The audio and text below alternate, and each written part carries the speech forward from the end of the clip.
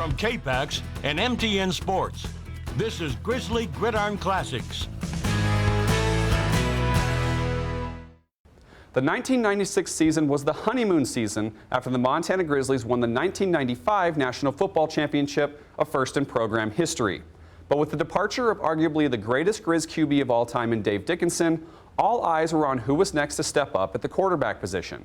Enter a young sophomore quarterback named Brian Ayotte, who began the season with a win over Oregon State, but on October 19, 1996, Ayotte and the Grizzlies put their 5-0 record on the line against Eastern Washington.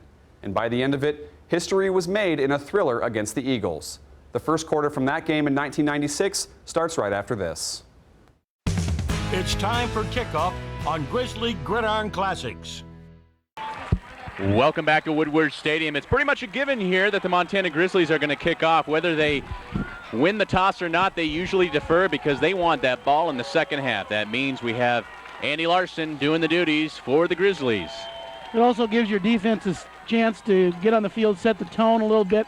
Remember, Montana's defense has just been very tough this year, and so they're a chance to get out there and get after it. They definitely want to do that and establish themselves early, as do the Eastern Washington Eagles.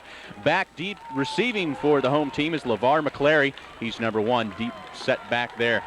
Also involved into the mix of things is number 32 as well. Look for him, Mike McKenzie. Larson approaching the ball, and kickoff is underway. Into the hands of McClary. He's going to take it inside the 5-yard line and straight up the gut. They develop a wedge, but he's brought down immediately by the Grizzlies. Looked like there was a loose ball in the thing, but McElmurray is all over that play, as you see right there. Here's a look at the offense, the starting offense for the Eastern Washington Eagles. We have Barfield, Wachnack, Peterson. Buzzard is the foundation of that offensive line we see there, and he's going to be protecting Griffin Garski, the redshirt freshman, and the man that everybody's going to be looking after, Joe Sewell, the sixth-year senior. That's right, because of medical reasons. And we have Tyson, let's see if we can get by this one, Canalvasrud. Actually, that's his twin brother that's on the other side of the ball with Lance Canalvasrud. First play of scrimmage here. One lone setback in Joe Sewell, and the ball goes right to him as he goes off the right side, eludes one tackler. Picks up a little on that one, but Justin Hazel's there, and so is Mike Boucher. Nice way to start it. A little run to the right side, pull a couple guards and offside tackle and let them run and hit somebody. This is a look at the defensive line for the Grizzlies. Somebody you touched upon. All those guys from Butte. Randy Riley and Brian Toon from Butte. The man out of Missoula, Ryan Thompson, Corey Falls out of Oregon. That's your D front for the Montana Grizzlies. The linebacker core looks like this. Mike Boucher, Jason Crebo, David Sermon. Boucher, or Crebo listed as questionable in this one. Here's a defensive back, Justin Hazel, Gokachia, McElmurray, and Billy Ivy. Back to pass early is Griffin Garski, and that flies out of bounds, brings up third and about 7 on that play. Coach Kramer must have a lot of confidence in this young man, starting a redshirt freshman. That just shows you what he thinks of him and his potential. Probably will be a great quarterback here at Eastern for years to come. He's establishing himself early, coming off his first start, as we mentioned earlier, off against Sac State. He threw quite a few balls there, 30. Completed only 12 of them, but still threw over 300 yards. So they throw the long ball quite often here. Brings up third down, a crucial down for the Grizzly defense if they want to establish themselves. 3rd and 7 out of the shotgun. We have movement on the ball. The ball whistle dead. Looked like we have motion against the O-line. I think that's exactly right. They just got a little antsy and moved, and I think they're going to drive him back and make it 3rd and about 12. Let's see what the referees have to say about that. Some guys that we were talking about on the defensive side for the Grizzlies. We mentioned Jason Crebo, questionable in this. There you go. Assessed against the Eagles. That's going to take it back 5. Bring up a 3rd and very long. But Crebo nursing a deep thigh bruise. He re-injured. It actually initially happened against Southern Utah. So see if he's out there, and he's not. He's not out there as Wilson is in hit for him. So that brings up the passing formation. Garski with a pump fake. Had a receiver. Couldn't quite find him. That pass, of course, was intended for Gerald Jackson, one of their lead receivers. You know, he had a lot of time. Really was able to sit in the pocket. Grizzlies had a blitz on the left side, but Eastern was able to pick it up and had good time to throw the ball. Another penalty on the play. Backs Eagles up again. Looks like they'll probably decline that one just to go in for the punting duties. And 3 and out, the Eagles go, and that brings up a threat for the Grizzlies early. Jump Joe Douglas. Douglas back deep to receive at the 40. Now he actually returned a punt for a touchdown last week, his 3rd of his career at the Montana. Last week coming against Idaho State, a 61-yarder. Hoping to do the same here.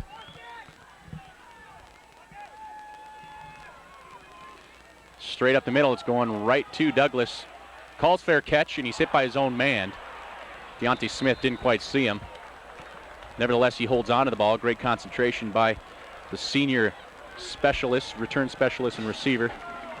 Ball's at the 35-yard line. First down coming up for the Grizzlies. We're going to take a break right after this and see how they do.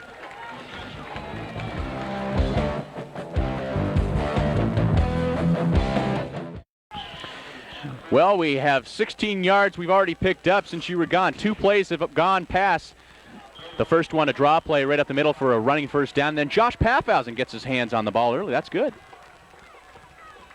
Brings up 2nd and short. Looks like 4 yards for the Grizzlies out of shotgun formation. Ayat hitting Douglas for the crossing pattern, looking to elude the defender. Somehow gets by him. Gets close to the first down marker, about a yard short. They're looking for a little screen inside, coming as the Grizzlies always do with screens underneath, but did not develop. So it'll be short of a first down. Something we'll see the Grizzlies do quite often on those slanting patterns to the receivers, especially to the explosive Joe Douglas, who scored on probably every game thus far on that very same play. Brings up 3rd and short for the Grizzlies. 1 lone setback. Fake handoff. Ayat nearly loses, and Pacheco has nothing but green pastures. He's down the sidelines, first down and more at the 20-yard line. Real nice call that time by the Grizzlies. High percentage. Ayat nearly lost his balance, but Pacheco, who's developing himself as a truly great receiver and surely will be as he develops. Nice catch here, and then, of course, the run, which the Grizzlies do so well after they catch the ball. Ayat doing a good job, as you mentioned, keeping his feet on that play. We mentioned off the top of the before kickoff, the condition of the field. There was snow all over this thing. They had to shovel it off with plenty of dozers out there, 3 inches removed from the surface. Kind of soggy and slippery conditions. First down inside the 20. Pass batted down. Looked like it was intended for Mike Earhart. Defense batting it down there for the Eagles. That brings up 2nd and 10. Ball on the 19-yard line. Looked like Chris Scott, the defensive tackle, got a paw on that one. Might have been just a good job of Matheson to jump up there and knock it down. And playing a little extra linebacker there, and good job on his part. 6'4.5", 257-pound junior, Steve Matson. Ball whistle dead. We got it.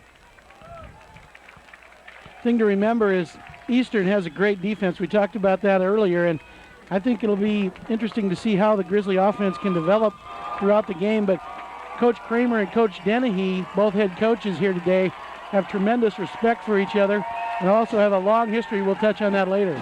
We certainly will. As they take a timeout, so and we'll be back. See how the Grizzlies fare. 2nd and 10 for the Grizzlies, and they're back to pass. Lo and behold, once again, the 6th time they've done so. Ayat just had to throw that one away with the pressure applied by the Eagles. Well, just before the timeout, we talked about the defenses, and Eastern is a great defense, and it'll be interesting to see now in the red zone how Montana can fare. It's now 3rd down. 3rd down and 10. They got that first down immediately with Raul Pacheco picking up the long ball, catching it and taking it 28 yards down inside the 20-yard line. But then you had the likes of Ed Harris, number 91, the right end for the Eagles, applying the pressure. So we'll see how the sophomore out of Honolulu, Hawaii can elude the pressure and see if he can convert here. 3rd and 10 inside the 20-yard line. We have 4 receivers there. Brandon applying the block. Pass nearly intercepted. A dangerous throw from the sophomore. That time the Eagles brought an inside blitz. I believe 2 linebackers coming hard. Montana was able to pick it up. Nearly an interception. Again, good coverage. You're just seeing Two pretty good teams going at it right here. Intended for Douglas right there. Looked like Ryan Moore got a hand on that one for the Eagles. Eagles doing a good job of putting the stops on the Grizzly offense. 4th and 10, they're definitely going for a field goal position here. Andy Larson going to do the duties. This is looking about 35-yarder. Looks up and through, and it's good. Grizzlies get on the board immediately. This one via field goal. 3-0 in favor of Montana. And if the cannon were here, it'd be doing just that, going boom. Well, we talked about the importance again of establishing yourself offensively, and the Grizzlies did that by scoring. There was a penalty, so probably be assessed on the kickoff. We'll see how they call it. They may make it come back because it was against the Grizzlies. They're going to have to try it again. That means it's going to back it up 5 more yards. If it were on the defense, they'd probably assess it on the kickoff. But now they'll have to probably kick again. Larson had plenty of room to spare after he booted that field goal through the uprights. So see if he can put the same kind of strength behind this one and repeat that effort. So it's going to back it up an additional 5 yards to the 24-yard line.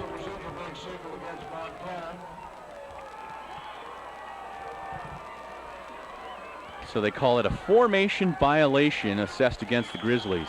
There's Coach Mick Dennehy right now. We spoke about him and his relationship with Coach Mike Kramer, the man opposite him on the sidelines. They served together as head coach, Dennehy was, and Kramer the assistant at Helena High in Montana, right here at Colton High in Washington.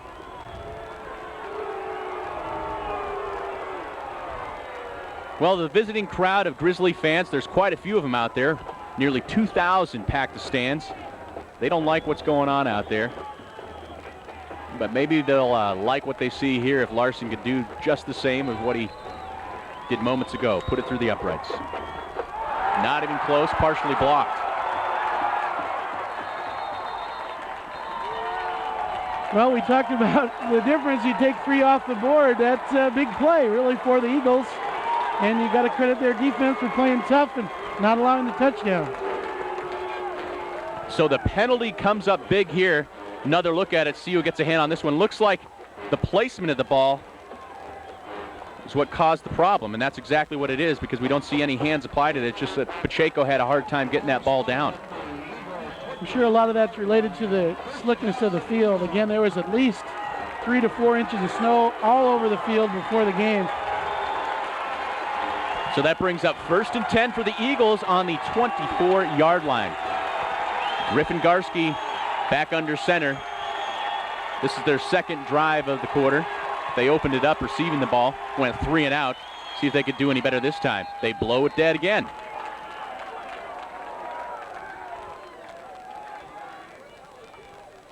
Something that Coach Mick Dennehy of the Montana Grizzlies said that he wants to avoid are penalties, and he's only been assessed with 1, proved to be costly, but Eastern getting its share as well. Again, probably just a little antsy here at homecoming. Remember, it's a big game for them, and stands are packed to near capacity. They anticipated a little over 7,000 fans here. The weather may have had something to do with a few empties out there. It's clearing up nicely now, but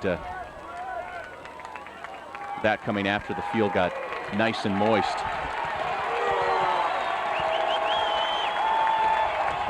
So it's just over 3 minutes expired on the clock. Still no score. 11:50 in the first quarter remaining. Griffin Garski, the quarterback, redshirt freshman, under center for the Eagles. In motion is Jenkins, and Sewell finds a hole, and he has McElmurray to beat, and he drags him out of bounds, but not until he gets across midfield, and a big gain and a big first down. Sewell's a great running back, very fast, compact. Looks like he's coming up limping just a little bit. Let's hope that his ankle is okay, but here's a great dive, shows his acceleration, breaks the initial charge of the Grizzlies front, and then the Eagles are off and running. Nice play. They have a solid core of offensive linemen. They've suffered a couple of injuries, but that goes right over left tackle Buzzard. That's Jim Buzzard territory, a guy that they project to be an NFL lineman in the future. He's only a junior, 6'3", weighing at 260. So they're right at midfield, across midfield at the 48. Eastern Washington, 1st and 10. Hand off to Sewell again. This is Prescott in there for Sewell. Give him a breather after that long play. He still picks up some positive yardage. You have to feel that part of the game plan for the Eagles, as many teams who play Montana, to run the ball and try to eat the clock, pick up first downs, establish yourself, and more than anything, keep the Montana offense off the field. And it looks to me like the Eagles are definitely trying that tactic against Montana. So he picks up about 1 yard, Rex Prescott does. 2nd and 9 for Eastern Washington Eagles. Still no score on the board. We have 2 receivers top of the screen in the slot position, 1 sole one here. Garski back to pass, looking right across the middle. Actually had a receiver behind the defender, but he couldn't quite get the ball there. He really split it between the tight end and the wide receiver. The wideout was open, as you said. Well-thrown ball to him could have resulted in a touchdown. That was Jackson on the post pattern. Something they mentioned about last week's Sacramento State game, the Eagles winning big, posting 51 points, and a lot of those big touchdown passes, they were just going deep against the Hornets, burning them deep. They say they put 8 men on the line, and then they just kind of lofted a fly ball up there. So we have a crucial 3rd down for the Eagles, 3rd and 9. Garski passing again, overthrows his intended receiver, Steve Correa. That time it looked like he just kind of clutched a little bit and the ball got away from him. That was a big play for both teams, really, and Montana able to come away and now force them to punt. But I think the ball just kind of flew on him a bit and got away from him. So once again, it brings up the punt. Not quite 3 and out. The Eagles got to be happy about crossing midfield. Joe Douglas back deep to receive for the Grizzlies at the 10-yard line. Doing the punting duties for the Eagles is Tom Zerfla. Gets a high lofter. That's going to go inside the 10. See what kind of bounce it gets. And it gets an Eagle bounce. Do they call it a carry back? They're going to put it inside the 1. That's as good as you can do on your special teams. Special teams are quite important. You can see why, but really, the wet field, I'm sure, stopped that ball from continuing into the end zone. It hit and just kind of died, almost bounced back. An incredible punt. He places it perfectly. Zerfla does. Inside the 10-yard line. Takes an Eastern Washington bounce and bounces away from the end zone. Eagles doing a good job getting down there and covering that one. So it's inside the 5-yard line. Grizzlies kind of against the wall here in their 2nd series of the 1st quarter. Hand up the middle to Josh Brandon. Nothing doing. He's met at the line of scrimmage. Ball pops out. They're calling it live, but they're saying it was caused by the ground, and I believe that was the correct call. Yeah, the referee that time, the white hat, was pointing to the ground before the ball even started out. The fans here, of course, wanted the fumble, but he was pointing that Josh's knee was down.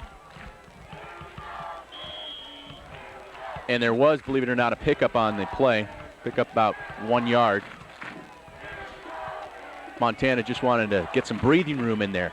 Got Josh Brandon, the sole set back in the backfield. 3 receivers. Ayat passing. He's got plenty of time back there. Looking long this time. He has Earhart, who is behind the defense, but he can't quite meet up with that ball. It looked like he almost threw the ball away on that one. He was looking underneath, actually checked off to about 2 or 3 different receivers. It was wise to stay out of the end zone so he didn't have to worry about a safety, and then kind of threw it away right at the last second. Brings up another crucial 3rd down and 9 for Montana. Ball on the 6-yard line.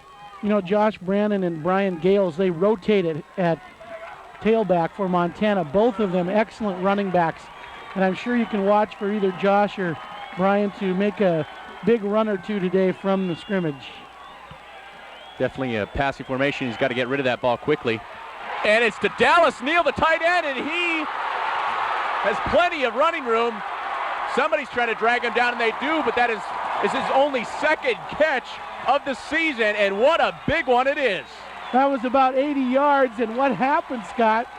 The Eastern Washington defense gambled You can tell what they did is they brought a full blitz from the outside. You can see 91 and also some defensive backs were blitzing the ball. Nice defensive effort to knock it down by Eastern, but he was able to hang on and stumble his way down to the 20. He's actually the punter for the team. He goes back and forth as the tight end, and little would anybody expect throwing to the tight end, kind of a lost position here at the University of Montana. That was DePriest Kelly that finally tracked him down. The little 5'9", 180-pounder had to get a hold of Dallas Neal. It's 1st and 10 at the 20-yard line for Montana. They're knocking at the door again. This time to Brandon, looking for running room, and there's nothing doing. It looks like a loss of 2. Again, we talked about Eastern's defense. They are very physical, very tough, and I'm sure you'll see Josh break some today, but that time credit Eastern for being at the point of attack. Looks like Brandon was shaken up on this play a little bit. Again, look at the strength of Eastern's front, able to fend off some of the blocks, and we talked about the point of attack, really 3 or 4 red jerseys standing in the hole, nowhere to go. Looks like they had the defensive back and Aaron Woods coming up out of strong safety position to make a hit. Said that Brandon was shook up on that play, so was an Eagle. So while they try to take care of him, we'll take a break and be right back.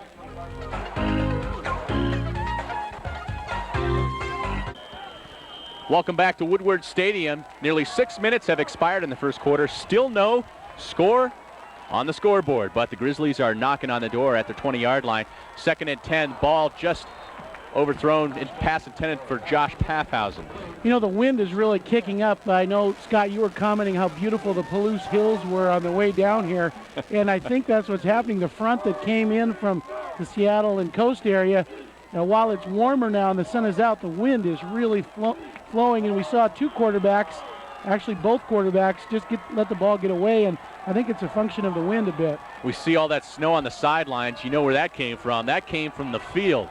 And you can just imagine as it thaws out here, it just becomes soggier, wetter, and a little dirtier. It's going to kind of put a little soil in those new unis of the Grizzlies as Ayat tries to go to Joe Douglas. Just can't find him today thus far. Brings up another crucial down for Montana. I think you have to credit Eastern there. Great coverage. They've been covering well. Montana's offensive front is doing a nice job of keeping the defenders away in terms of the rush, but the secondary and linebackers are covering very well. Brings up 4th down, and Larson is in there. Try it one more time. He tried a field goal earlier, made his first attempt, but then a 5-yard penalty was assessed, and they couldn't quite lay down the hold. Let's see how we do here. This one has potential, and it's wide right. And again, I don't know that you can blame either the passers or the kickers on a field like this. Very slick, and they're going to be fortunate to make a kick of that distance today.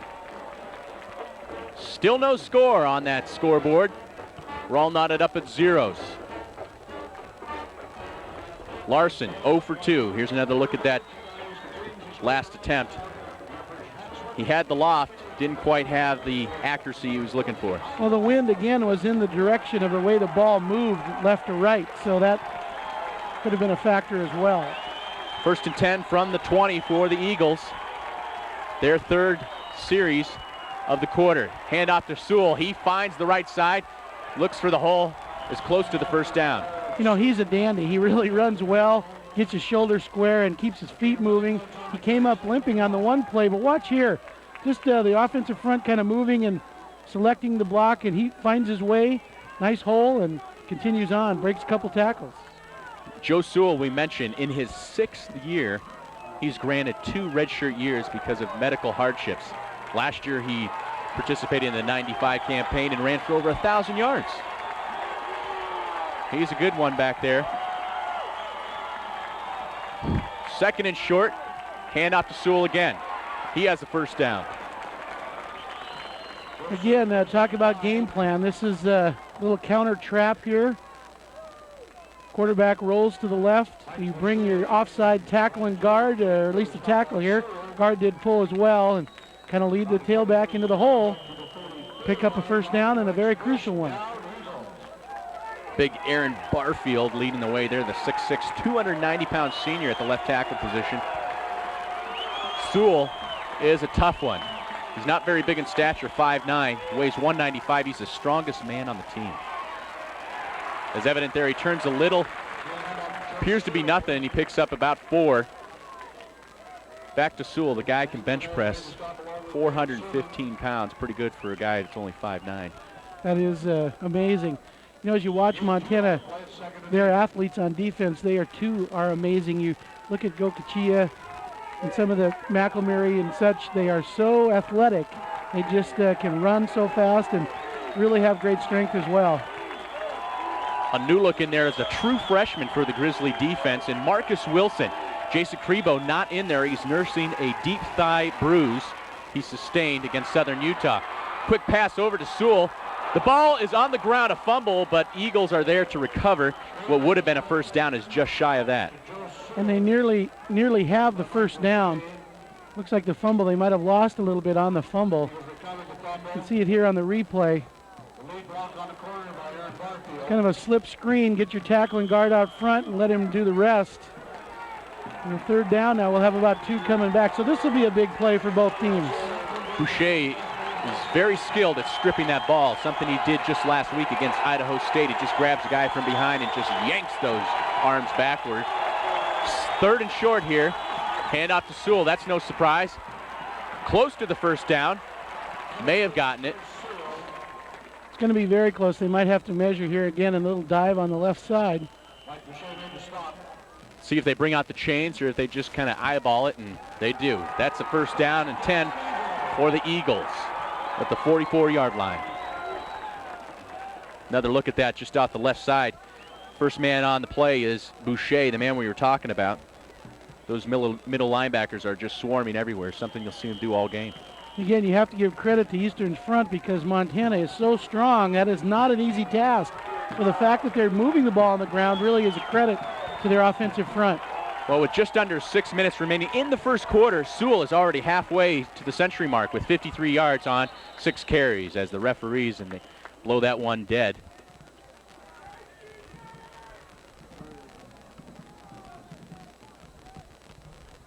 Let's see what they have. Looks like it could be motion when they whistle that dead. It's against Eastern, so it'll drive them back 5. It'll be 1st and 15. Assessed against the offense, so an illegal substitution.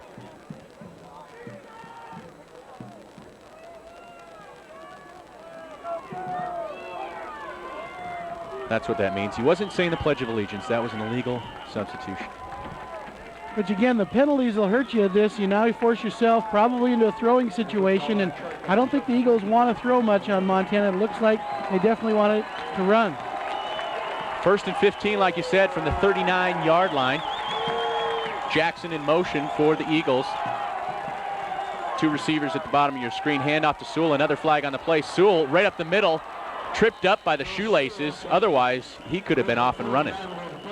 Well, the penalty, I'm not sure where they're going to call that. It looked like a side judge that threw it here on the near side. But Sewell is just doing a great job running the ball. They give him, on average, probably the ball 30 times a ball game.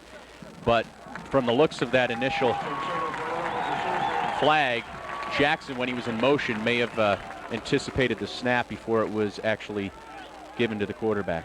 Well, right now, penalties are making a big difference for Eastern being able not to move the ball because every time they have a big play, a penalty drives them back again.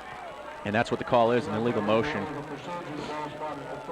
Most likely against Gerald Jackson, who was in motion on that play. As a coach, that drives you crazy because your kids are executing, doing what you ask them and teach them to do, and then the mistakes are costing them field position. So they haven't even gotten a play off. They've had 2 penalties assessed against them. As far as this second series, it's 1st and 20. Sewell going off the left side. Nothing doing there as he's swarmed by jerseys. Marcus Wilson, the true freshman, the first guy on the spot. You know, we need to talk about that a bit. That's a tough spot for him to step in front of, try to play for Jason Crebo, who's a great linebacker. So no doubt Eastern will try to be picking on that a bit. Something they probably wanted to keep hush-hush before kickoff because Crebo, nearly the defensive player of the year, the 2nd runner-up, and he was just a sophomore last year, the junior linebacker. Not career or season-ending injury, but something you don't want to re-injure in the heat of battle when they're facing Northern Arizona next week. Garski back to pass across the middle. What a catch it was. Correa, did he pull it in? They call it an incomplete pass. You know, he was open again earlier in the game in the first quarter. He was open on the same pattern that time, and they underthrew him. That time it was on the money, and he dropped it. Steve Correa, that was the pass intended for. He almost corrals this in. Correa has a 32-inch vertical leap, and you can see it here. The little guy that's only 5'10", he gets up there. Justin Hazel there to apply the hit and knock that ball loose.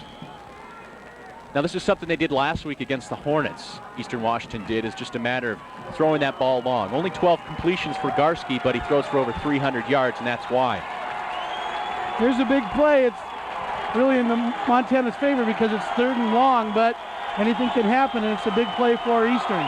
3rd and 16, you see right there. 2 receivers at the bottom of the screen.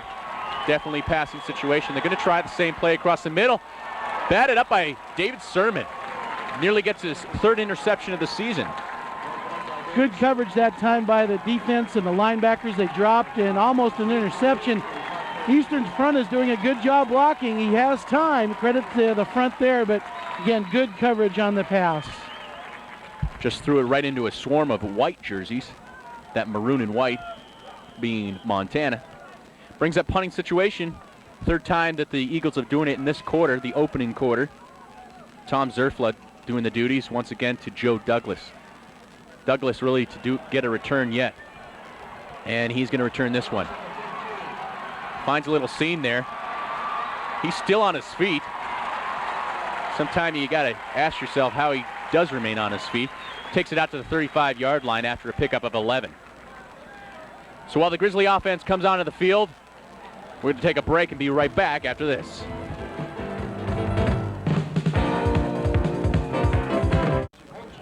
Welcome back to Woodward Stadium. The Grizzlies taking over the ball after the punt and a flag on the play.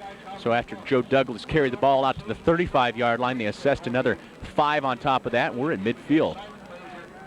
That's a big call because it gives the Grizzlies good field position at the 50-yard line. Anytime your offense can start in that position, they're in good shape. Woodward Stadium looking in good shape here as you see a near capacity crowd of just over 7,000 fans here packing it in for homecoming festivities, 2,000 of which are Grizzly fans. So we have 1st and 10 for Montana at the 50. Brian Ayat under center. 4 receivers, 2 at the top, 2 at the bottom. 1 sole setback and Brian Gales this time. And they hand it off to the sophomore. Picks up about 1 before he's snuffed in the middle. We talked about Gales and Josh Brandon, who rotate. Both are excellent running backs, you know, and I think it's nice the way they rotate. Gives them both a chance to play and show their stuff. It's hard to compare the two. They're both very quick and do a good job running, but Eastern front, credit them as well. They have not been able to run through that front so far. And a member of that front, Chris Scott, the left tackle, making the initial hit on Gales for the pickup of only 1, bringing up 2nd and 9 for Montana as they get past the midfield marker. Play action pass, Ayat rolling out and looking long, and he has Walker, Travis Walker, broken up by the Eagle defense, as we see right there. They're doing a good job there. Maurice Perigo applying the tag. He's already has 4 interceptions thus far, Perigo does, so he's a threat back there in the defensive backfield. Perigo did a nice job playing the ball here. Ayat kind of rolls out as all alone, throws a good pass, but great defense as he's in position to knock it down. So Ayat is 4 of 11 for 109 yards already, and we're not even through the first quarter. Just over 3 minutes remaining. Still knotted up at nothing. Brings up 3rd and long. Call it 9 yards at the 49-yard line. No receivers back there. This time to Pacheco. He's nearly muffed in the backfield. Flag on the play after he picks up about 4. That flag is in the area where normally you'll see holding. We'll see if that's the call. The screen was just a step from being a huge play in that people were able to make a big gain. It was just a step away from being a very long gain. There's another look at it. Pacheco setting up the screen good, and right there they applied, looked like a clipping. Yeah, I think they're going to call block in the back, which probably a good call at that point. But again, just a step before that would have been a very big play. Looks like Mike Agee was the man blocking from behind, so that's going to back it up quite a ways, bringing up 3rd and 14. Block in the back is the call. And lo and behold, the Grizzlies are now behind midfield. Still 3rd down, though. They have an opportunity to get across midfield right here. It's 3rd and 19. Again, we talked about both defenses being so good, and you can see it in a 0-0 score. It's not often that the Grizzlies are held this close. Out of shotgun formation is Brian Ayat with Brian Gales back there for him. 4 receivers out there. Pass complete to Joe Douglas across midfield, about 2 yards short of the 1st down. Well, sideline, deep sideline pattern, and he did a nice job catching the ball into the sun. The sun directly in his eyes that time. Little drop back from the shotgun and a nice throw. Douglas doing a good job catching that, staying in bounds. Usually it takes more than one guy to bring him down. Well, the Grizzlies will probably go for it. Looks like they might take a timeout and talk about it. 4th down. Not sure if they want the big booming leg of Dallas Neal to fire away. And it looked like Mick Dennehy wanted to get on the headset and talk probably to Brent Peace up in the box here. This is a big play, 4th down, and talk a little bit about it before they decide whether they're going to punt or go for it. Well, it's 4th and 2. When you're the Grizzly offense, maybe 2 yards isn't a lot, but when it's 4th down, something worth talking about. That's a look at Brian Ayat right there, number 10. Well, Mick's encouraging his Chargers on, clapping his hands and yelling encouragement out to them. It looks like they're going to go for it.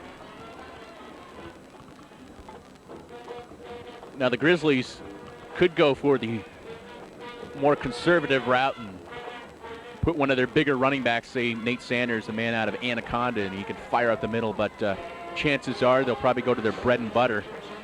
And Brian Ayat, as you see there, is 5 of 12, 126 yards. Why not pass it again?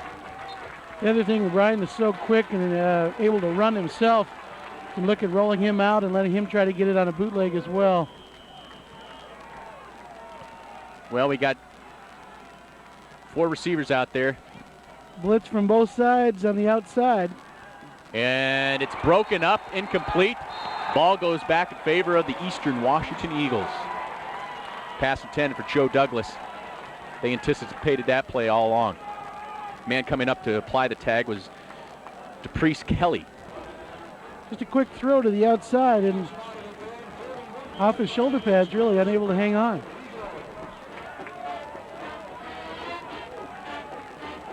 We've seen Douglas score on that play so many times. He's only in his 2nd year at Montana, but he's a transfer out of Oregon State. He does like that play. That ball thrown out of bounds by Garski, intended for Jackson. Not much offense thus far for the Eagles. Yeah, you take away the running of Sewell, and there wouldn't be much. He's got 63 of their 64 yards. Incredible, 57 on the ground, and once in a while he takes a breather, goes out, and Rex Prescott comes in, but you can count on the senior being in there. This offense is geared toward him, and it's a running back's dream come true, getting the ball as many times as he does, as evident right there, off the right side on a counter, coming up to make the tackle. McElmurray comes flying in, but Boucher is there to make the initial stick. Nice play again. That time they run it out of the shotgun. You've seen it come out of when the quarterback's under center. That time they line up in shotgun formation, pull the off guard and tackle, and pick up good yardage. Now Sewell is a quality running back, but we also should point out that they do have a great offensive line, Eastern Washington does, and that's the difference between this year and last year's 63-7 route, is that these guys are a year older and they're seasoned. They got a few guys out there that are in the pros. Talk about that later, but it's 3rd and 5. 1st down snag by Correa, and he's across midfield. He's going to be dragged down by Hazel, but he's at the 39-yard line and into Grizzly territory. That time the coverage was way off. I'm not sure if Hazel thought he was going deep on him and ran, but a little stop and go hook pattern here, and he was wide open on the reception. Wide open. Hazel giving a little bit too much cushion there. So McElmurray finally comes in and drags him down. Steve Correa, the JC transfer out of Fullerton City College in California. 1st and 10, handoff to Sewell on the right side. Nothing doing, pickup of 1 yard. White jerseys everywhere. You know, you can imagine how big this game is for Eastern Washington, not only because it's a Big Sky Conference and because the two coaches are close friends, but having the national champion here in town for homecoming. This game, and it's going really in their favor. They're playing, I'm sure if they said, hey, would you like to be 0-0 at the end of the first against the Grizzlies here, they'd be tickled to death to be at that point. And so really the game plan is going in Eastern's favor at this point. Well, Montana has struck first in 4 of its 5 contests. Last week was the first time that they trailed in the first quarter. That was against Idaho State. There's a quick pass to Sewell. He eludes the first tackler before he's brought down solo by Boucher at the 29-yard line. You know, Mike's been playing this game. I remember watching him in junior high. He's a great player. Watch this tackle by Mike Boucher. Comes up and just a perfect tackle when he gets in position. That's just how you teach it on an open field tackle. Wraps up very well. And remember, Sewell is not easy to bring down. Boucher, of course, out of Missoula, trying to make the initial tackle. Looked like was Marcus Wilson. So a 1st down yardage inside the 30. 1st and 10 for the Eagles. They're knocking on the door. Just about 15 seconds left in the first quarter. Handoff to Sewell on the left side over the tackle. Pickup of about 4 on the play.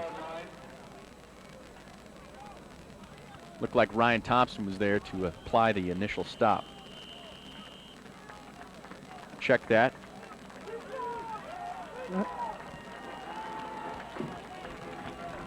Well, we're all knotted at zeros. That's the end of the first quarter. Montana nothing, Eastern Washington nothing. Get ready for the second quarter as Grizzly Gridiron Classics continues. Back to Woodward Stadium here in Cheney, the Eastern Washington Eagles. As you see right there, they're pretty happy because the reigning 1AA champions don't have any points on the scoreboard. Maybe that snow has a lot to do with it. Eastern Washington doesn't have any points up there either, but they're threatening right now inside the 30-yard line. It's 2nd and 8. Eastern with the ball. 2 wideouts. 1 sole back. That back, of course, being Joe Sewell, who already has over 60 yards. Garski, quick pitch pass to the flats. He's nailed by Billy Ivy and Blaine McNamara, but he picks up a 1st down. You know, and that play is what your running game sets up. They make you respect the run. You fake a play action. That allows the tight end or the receiver to come wide open, really uncovered, and picks up a 1st down.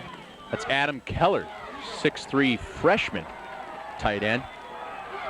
Actually a reserve tight end. So like you said, they probably put that man in there with the better hands. He's not accustomed to throwing it to that tight end area. In fact, Garski hasn't thrown many passes yet, and they're usually to Sewell, the lone man in the backfield, the guy that they're handing off on the left side right now. We have a flag on the play. He's met at the line of scrimmage. Looks like Josh Remington is there along with Boucher. Boucher is just all over the field. Again, Mike's say he played at Hellgate High School. Great player. He's just been doing it since he was a young guy, and he is a really quality linebacker. So it's going to be assessed against the home team, Eagles. Looked like it was holding. It's going to back it up quite a ways. Sewell, 10 for 68. He has 68 yards, and we just completed the first quarter, so he's on another pace to break that century mark. You know, Mike Kramer has to be happy with the way his team's playing defensively, the way they're executing, running the ball, but these penalties are just driving him crazy because there's nothing you can do, and they're shooting themselves in the foot. And again, now you're in a passing situation, something you probably didn't want to do a lot of. Well, it remains 1st down, but the marker backs up 10 yards. So it's basically about 1st 20. Handoff on the right side to Sewell. He's brought down by Gokachia, the man out of Stevensville. See, the problem there with the run is you pick up 3 yards, you're using the clock, which is important, but your odds are getting toward that first down. They're probably not going to do it running the ball here 3 in a row. 2nd and long. close to 2nd and 17. Another look at that play. Sewell, he's the man they give the ball to every time. He's well over about 71 yards thus far, and we're just in the middle of the second quarter, all knotted up at zeros. 2nd and 17 for the Eagles. The play action pass, Garski throwing across the middle, and he has a touchdown. Correa in the end zone. Eastern Washington is on the board. That's a nice play, a good play action fake, and again, now the Eastern coaching staff and Eagles are awfully fired up, but a good play action fake. That set it up, put the ball in his hip. A lot of people thought he was running. This is a post pattern, and he's wide open. I mean, the coverage is there. It's just a beautifully thrown ball. I mean, it's perfect. It's just how you diagram it and practice it every day in practice. Well, the last time that Montana has trailed to Eastern Washington was back in '94 when they had them on their own turf at Washington Grizzly Stadium. This is only the second time they've trailed this year. As they get on the board, touchdown pass from Garski to Correa. Point after is good. It's 7-0, the home team. So the homecoming crowd here at Woodward Stadium is pretty happy with their Eastern Washington Eagles.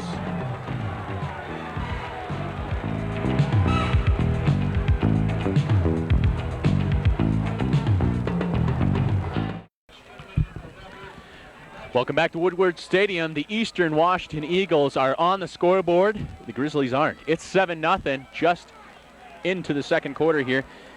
How did they get on the scoreboard? Garski, a 17-yard pass to Correa. 5 plays covering 39 yards. 7-0, you see right there. Actually, there's 9 plays, 59 yards. Excuse me, but they are on the board nevertheless. 7-0 in favor of Eastern Washington.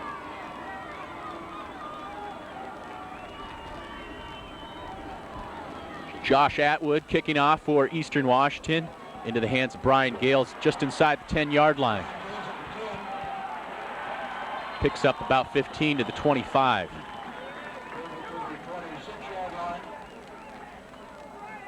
As far as passing is concerned, Griffin Garski is 5 of 12 for 61 yards. Of course, one of those completions, a touchdown. The man getting set to take the field right now as we sort out an injury on the field. Somebody's being attended to. Brian Ayat is 5 of 13, 126 yards. Kind of a pile up that time on the kickoff, and looked like actually one of the Grizzly players was slow getting up, and one of the Eagles is still down. Yeah, somebody got popped in the head, as we see right there.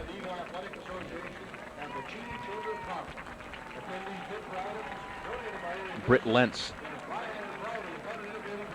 He's the second string linebacker shaken up on the kickoff. Somebody else shaken up. Getting a look at him. Well, this is the point where your offense, if you've just been scored on, really needs to come out and execute, move the ball, try to get some points, and that's where Montana's at here with Brian Ayat with second quarter action. Kelly Bryant was the Montana Grizzly shaken up on that play. Looks like they banged heads here. Both players being assisted, and they're looking at their heads. I mean, they collided helmets is what it looks like. So we have a timeout on the field. Another look at Kelly Bryant. These guys just collide heads. That's exactly what happened. A dangerous play. You know, and you try to teach that over and over. Never to strike with your head. Always use your chest and arms. And fortunately, that's what happened. It looks like he's going to be all right. He's walking off under his own power. Which is a good sign. I mean, this coming in light of what happened just 3 weeks ago at Idaho State. Man has been paralyzed. Marcus Jackson, All-American defensive back, is still nursing an injury.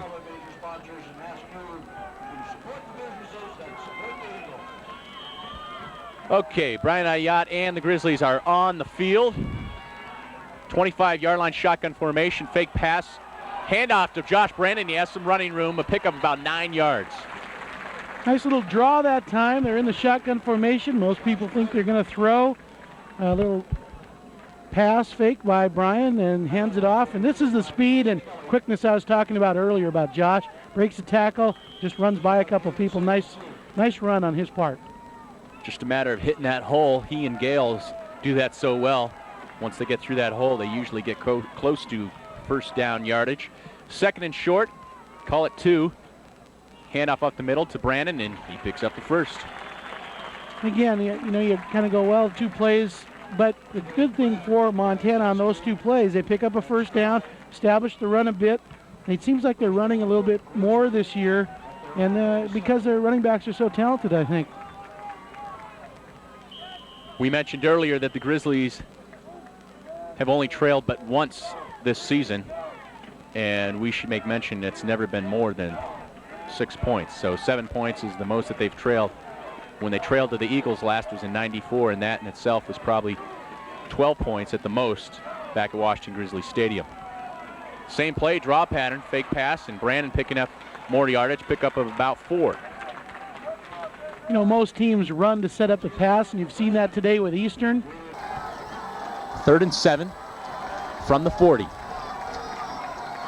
You have trip set of receivers up top of the screen, and that's where Ayat is looking, and it's going to be intercepted by Eastern Washington.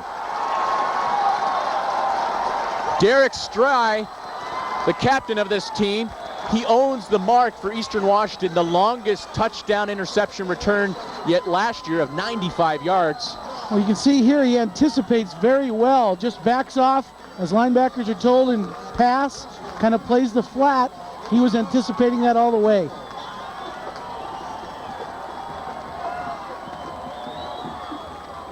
So Eastern Washington picking up momentum, places the ball inside the 35 at the 33. It's 1st and 10 Eagles inside Grizzly territory.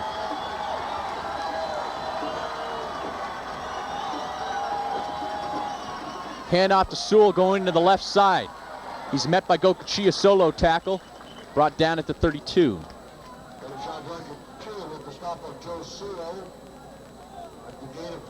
Again, just a little off tackle to the left side, and Gokachia, one of the great athletes on the defense, is there for a nice tackle. Garski, you mentioned a good athlete, redshirt freshman. His dad played here, an All-American tight end, Scott Garski, was drafted in the 7th round by the Steelers back in '73. As they said, he's probably the most vocal fan out there right now, especially with this Eastern Washington Eagles leading 7-zip and looking to threaten again. Sewell on the right side, a first down yardage. You can see his power, Scott, as he hits the hole. He accelerates. You can actually see him carry people with him, break tackles. Watch here. This does pretty much straight blocking. Hits the hole and accelerates through the hole and picks up some extra yards for a first down. He can bench press over 400. He can squat over 400. He really packs the punch, although he doesn't look to be that big, Joe Sewell.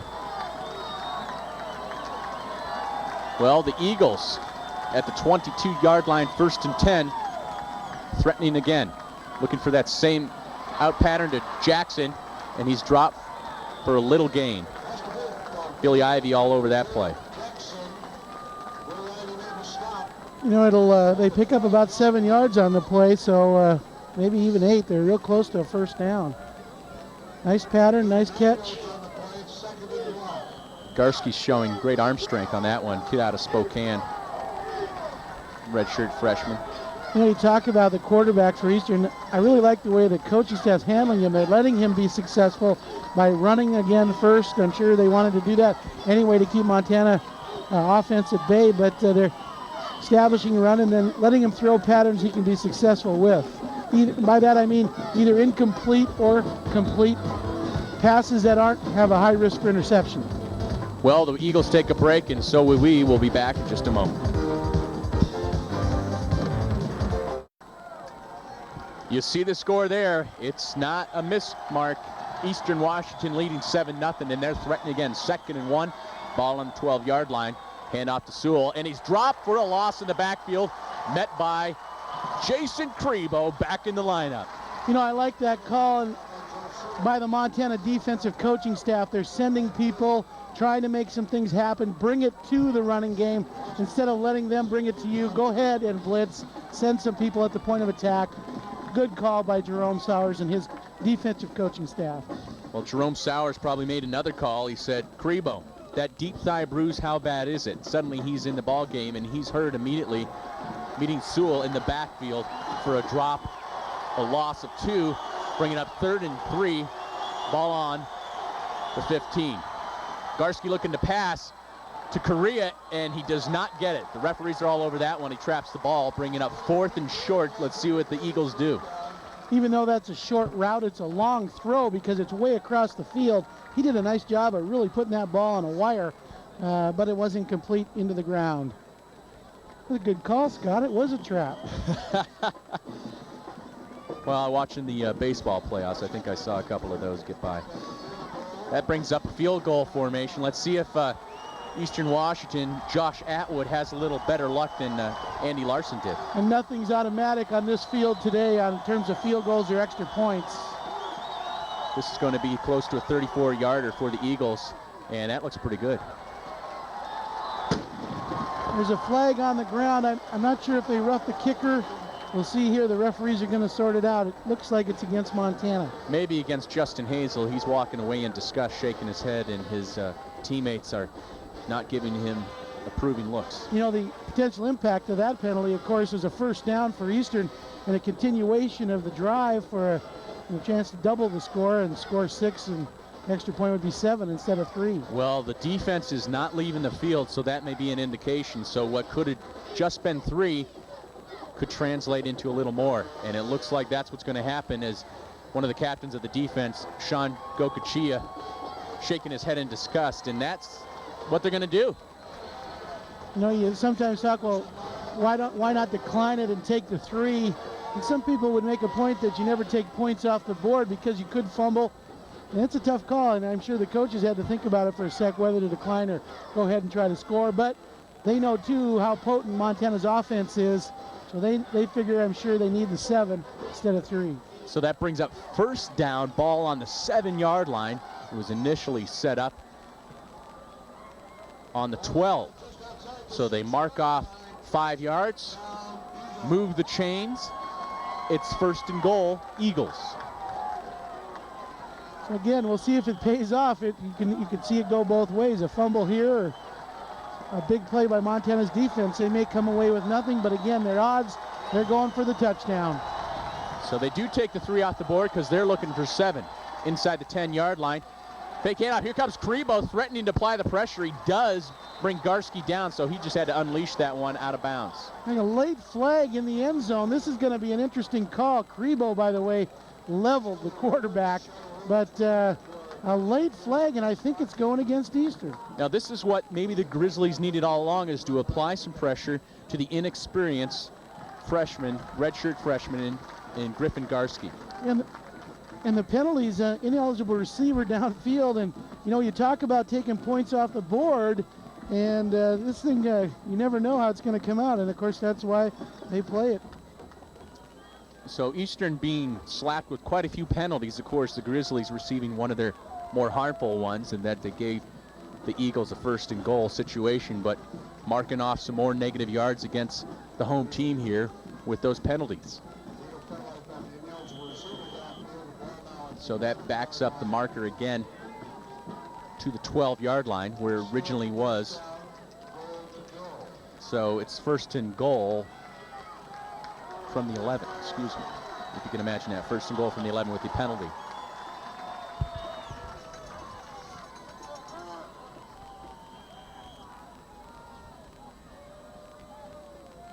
Eastern busy putting people in and out of the game. Let's see, it looks like they're bringing in some of their receivers, and the clock is running here. Could be slapped with another penalty and delay of game as Garski tries to scream off the cadence as quickly as possible, and looks like that's what's going to happen.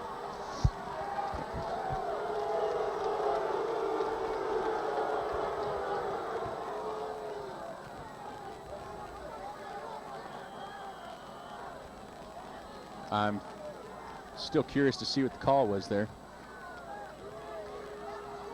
We got some booing from the Montana fans beneath us. They just stopped the clock and let Eastern kind of go at a casual pace there, and still no indication of why they did that. Nevertheless, it's first and goal from the 11. Garski handing off to Sewell on the left side. He's met at the line of scrimmage by Corey Falls, no gain. Corey Falls is another good player that you need to talk about up front. Very physical, strong individual, plays off a nice block here. And then look at here, he comes off the tight end, makes a nice tackle inside. Give Corey just a ton of credit on that play. Falls out of Oregon has a background as a running back, so he has some legs out there, the speed at the defensive end position. So it's second and goal from the 10, so they call it a pickup of 1. Second and goal. 2 receivers at the top of the screen in Correa and Jackson. Sewell, the lone setback. They fake the handoff to him. Rolling right is Garski. He has time, and he gets a complete pass to the tight end once again. Garski does, to Jeremy Rogers. That's an interesting play in that they influence block. They pulled one of their interior linemen and actually sent him the opposite way, probably to fool Montana's linebackers and thinking they're going to run the other side. That was Tyson Canavelsrud. So Canavelsrud takes the ball inside the 5-yard line. Third and goal from the 3.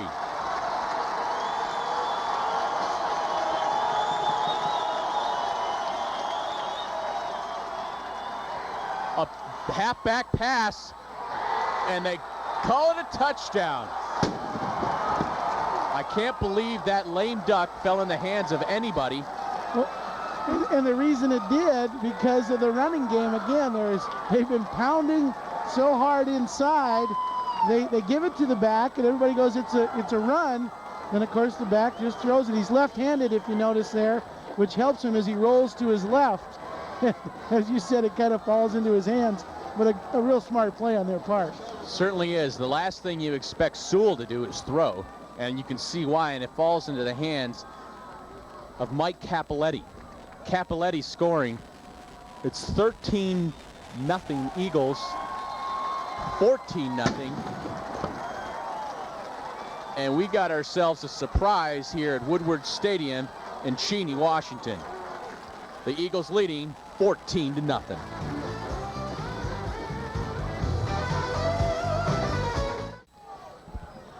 Here's another look at that play. Joe Sewell, the running back, coming across, and he launches this one into the end zone. But I don't even want to call it a launch. It kind of just fell out of his hand. But again, the point that needs to be made, he's left-handed. You roll him to the left, and you let him have success by doing that. And that's a really smart play. And you know, you talk about how it's kind of a duck, but the defense wasn't there because they're looking at run. And then he throws the ball, and the guy's virtually wide open. Of course, the pass going into the hands, or rather the belly, of Mike Capoletti as he lay on his back in the end zone to catch that thing. It's 14-0 Eagles. Covered 8 plays, which is kind of hard to believe. They started something close to their 20-yard line. Took them 8 plays to get in. Nevertheless, they got into the end zone. It's 14-0 Eastern Washington.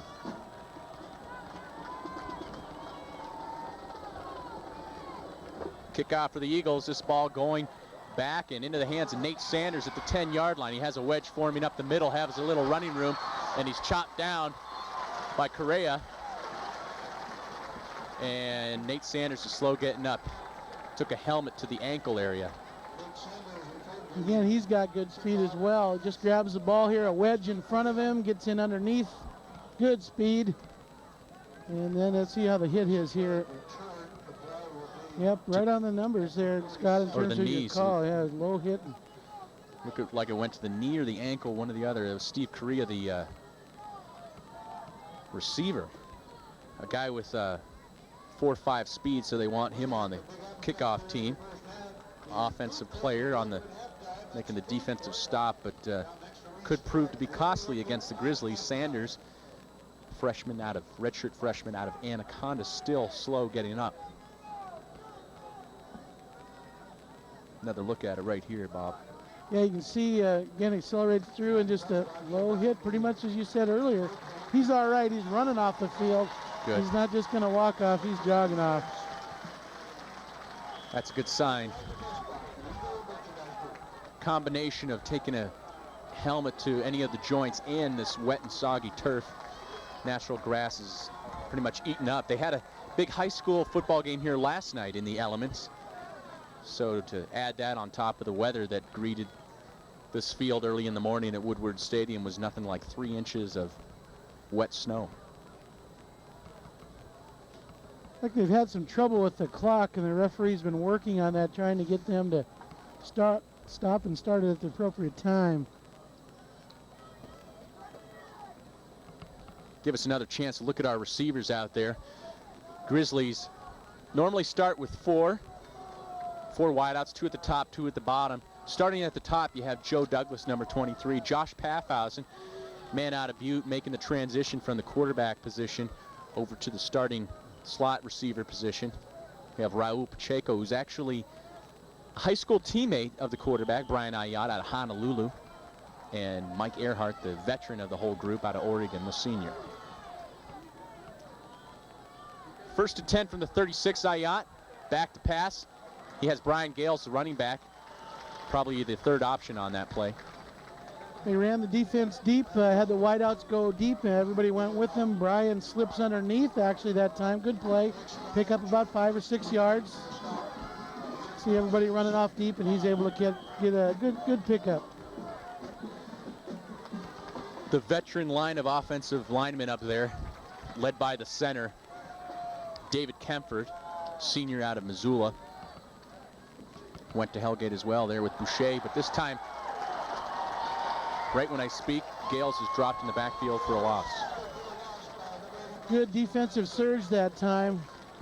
There's really nowhere to go. He hands the ball off, and they're on him immediately.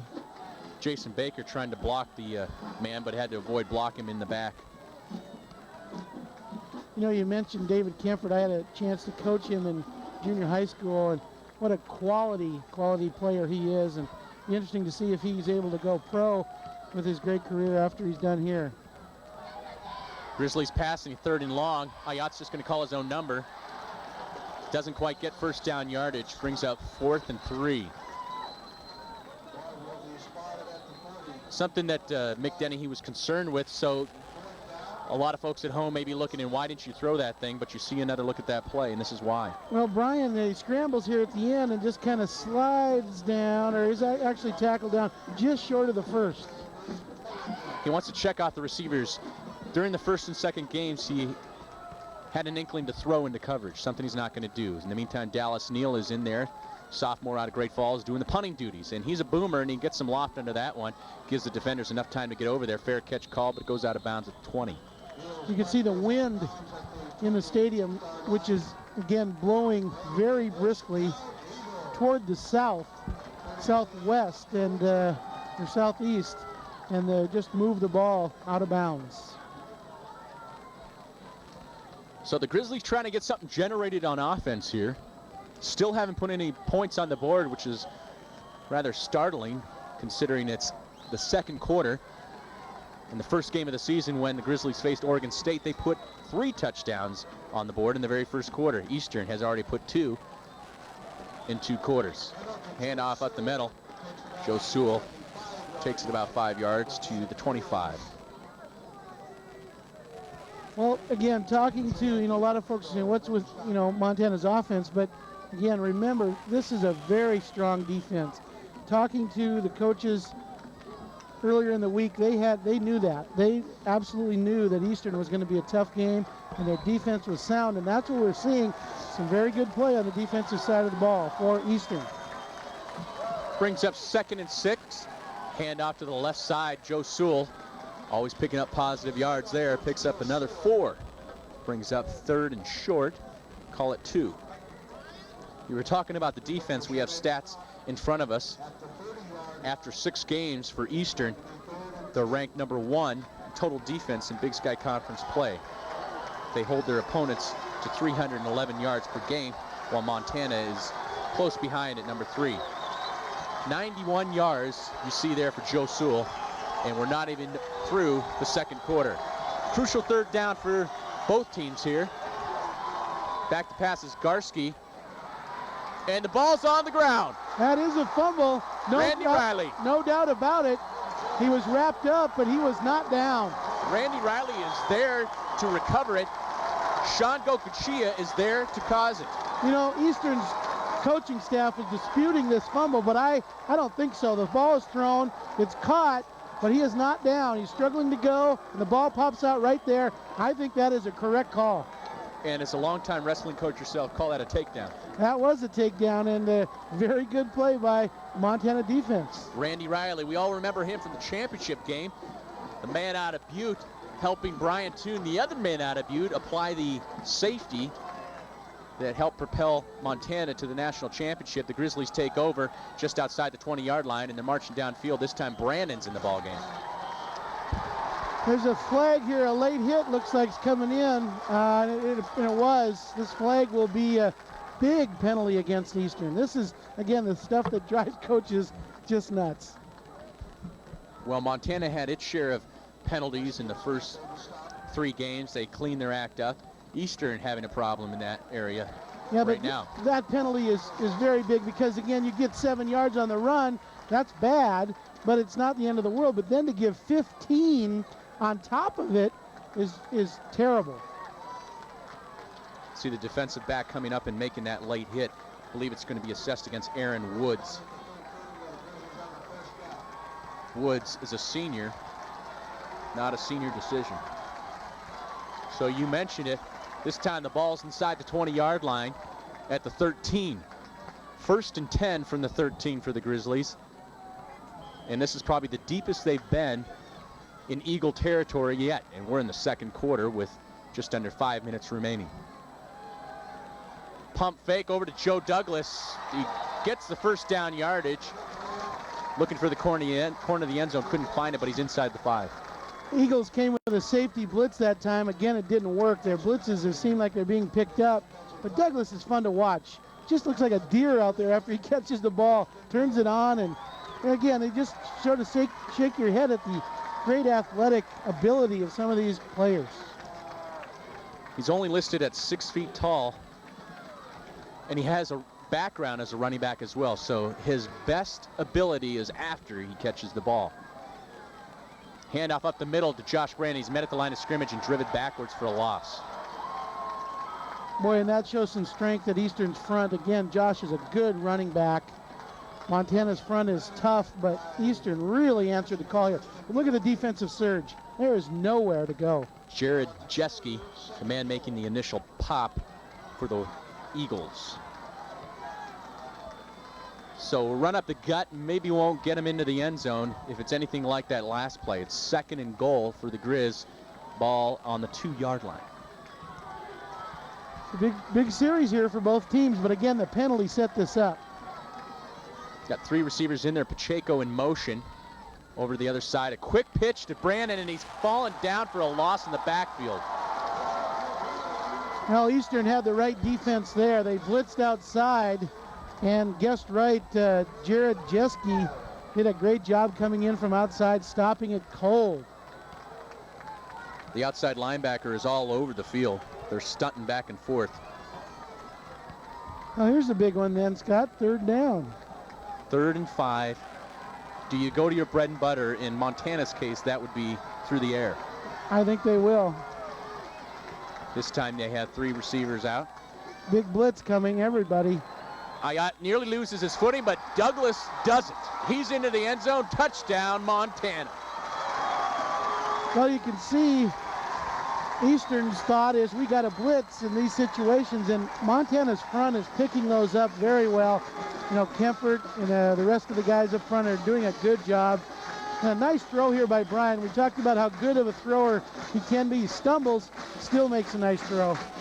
It looked like Kempfer was stepping back in the pass formation to protect him, and he stepped on Ayat's foot there. But nevertheless, gets the ball into the end zone, and that's the important part. Larson wants to get back on a positive note here and put that through the uprights, and he does.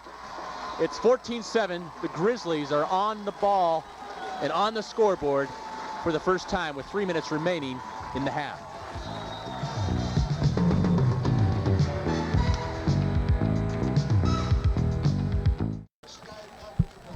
Welcome back to Woodward Stadium. There's a look at the scoring drive for the Montana Grizzlies. It covered 32 yards in 5 plays. Last 5 yards of which a Brian Ayotte pass to Joe Douglas. Well, one of the marks of a great team, and I think Montana is that, is you don't panic when you get behind. And they really showed it on that drive. They were able to hang in there and execute. But the penalty was the one that was a very big mistake for Eastern. Kickoff of Larson is fielded by Correa, and he fields it just about the 15, and he has some running room, and he's across the 40, the 45, and he's still standing way across midfield, brought it down about the 32-yard line. Well, you talk about good athletes, there's one right there. What a nice job by him following his blocks initially. Again, some nice blocking and kind of picking his way. But watch this as he gets to the outside. This is him. This is just good effort. Deciding he's not going to go down and faking out a few people along the way. Nice stutter step. He jukes Gokachia out of the picture. Correa has incredible speed, but the quickness on top of that as David Sermon makes the shoelace tackle to save this touchdown. What you always want to do on a kickoff or kick punt situation is protect the sideline. You know, he can go ahead and cut into the middle. The odds of going all the way is less than if he gets down that sideline.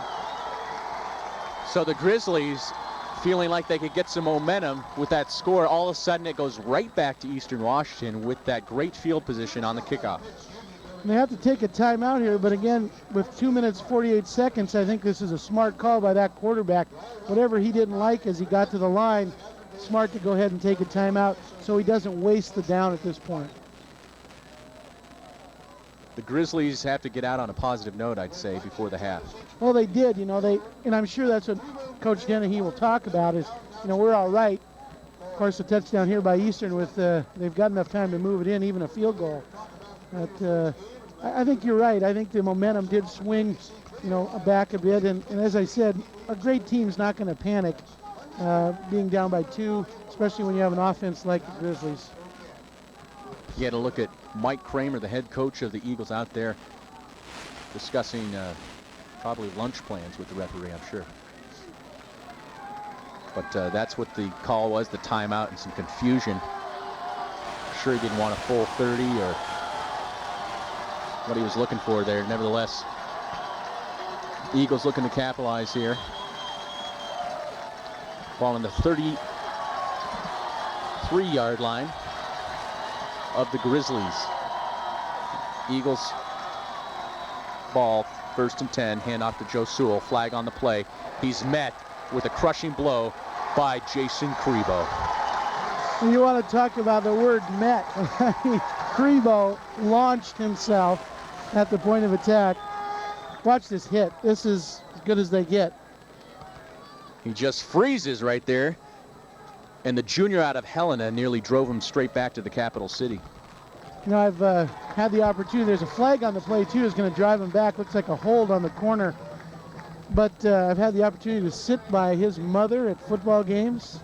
And if he's half as tough as she is, she is one that gets very excited about her son during the game. There he is, a 6'4", 225 junior. As we said, he was second in voting last year to the All-Conference Defensive Player of the Year as just a sophomore.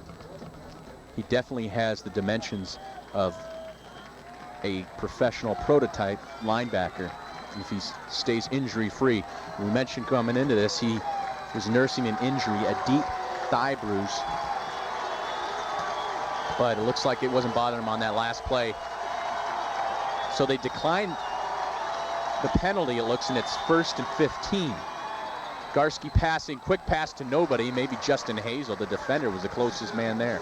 Looks like they were on the wrong page, the receiver and the quarterback. He threw a little sideline, and the receiver ran an up pattern. You know, you talk about penalties, Eastern 9 or almost 70 yards. And they've come at, you know, inopportune times for the Eastern Washington team. Well, Griffin Garski, before that pass, was a perfect 500 for passing. Now he's 8 of 17 for 80 yards. Joe Sewell was thrown into the mix of things. He threw one pass and is complete for a touchdown. It's 14-7. And how you doing, Corey Falls? Let me introduce myself, he says to Joe Sewell, for a loss. Well, and again, I like the call. They're bringing people aggressively after that run. Sewell continues to limp just a little bit. It looks like he's running all right, but I'm not sure he's 100% right now. The Montana defense has to just pull together collectively and do something. The Grizzlies have just taken a timeout. They want to save the time that's left, and of course they can score quickly with their passing offense. So you can see what Mick Dennehy's thinking right now. He wants to try to get another touchdown and, of course, force Eastern to punt and then get a touchdown before half. And they can do that quickly. Well, yeah, definitely. Their offense is such that a minute on the clock is plenty. They did it on their opening drive in the very first game of the season against Oregon State. Well, with a passing offense, it's something you practice every day, and I'm sure they went over that continuously at practice. I said on their opening drive, actually, they make it a point, call it the hurry-up offense, call it the no huddle, call it what you will, but the Grizzlies can score. 6 seconds was the duration of time that they scored in their game. Washington Grizzlies Stadium prior to Idaho State, their conference matchup before that. Well, it's third down here, Scott. This is a big one for both teams. Certainly is. We got 3rd and long, nearly 3rd and 20. 3 receivers, obviously a passing situation for Garski out of shotgun formation. He's looking across the middle. He feels the heat. He's going to look across the middle, and he has a receiver, and first down yardage and more. He has the sideline. McLemore knocks him out of bounds, but inside the 10-yard line, Eastern Washington, Antoine Miller with a big reception. That really was a great play for Eastern. The Grizzlies had a stunt up front. Corey Falls came underneath on a little stunt, but receiver able to break open across the middle, and McLemore does a good job to stop him before he gets to the end zone. Look for the run here. You got to think with a minute 44, Sewell's going to get the ball. 1st and goal inside the 5-yard line for the Eagles. They lead 14-7. 1:44 on the clock. Hand off to Sewell right side. He stopped just shy of the goal line. Little off tackle on the right side. Nice play again for Eastern, just trying to pound the ball in. Well, Garski's back at that 500 mark. He's 9 of 18 on that last completion for 119 yards. Speaking of 100 and something yards, Sewell is flirting with the century mark right now. 2nd and goal from the 1. Quarterback sneak keeper, and they call it a touchdown. I think it was a touchdown. It looked to me like the surge came by the line. Actually, I thought the side judges were a little late coming in there, but it looked like the surge occurred, and he kind of ducked underneath the tackling guards and surged his way into the end zone. Well, what could have been a cold day in the stands has these fans nice and warm because they're on their feet and the blood is circulating. Because the Eagles are about to go up 21-7. Let's see what happens here on the point after attempt. And Josh Atwood's kick is good. So with just over a minute remaining, the hometown Eagles of Eastern Washington lead 21-7. Again, it's kind of an indication of how fast things can turn around. Montana looking to score earlier and then not being able to convert, and Eastern with a big play across the middle gets it in for the touchdown.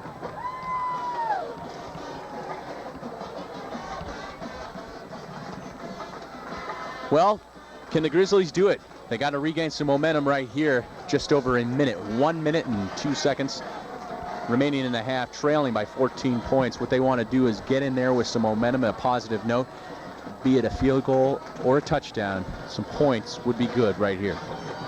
Well, we talked about both teams being title contenders, 1-5-1 coming in, Grizzlies undefeated.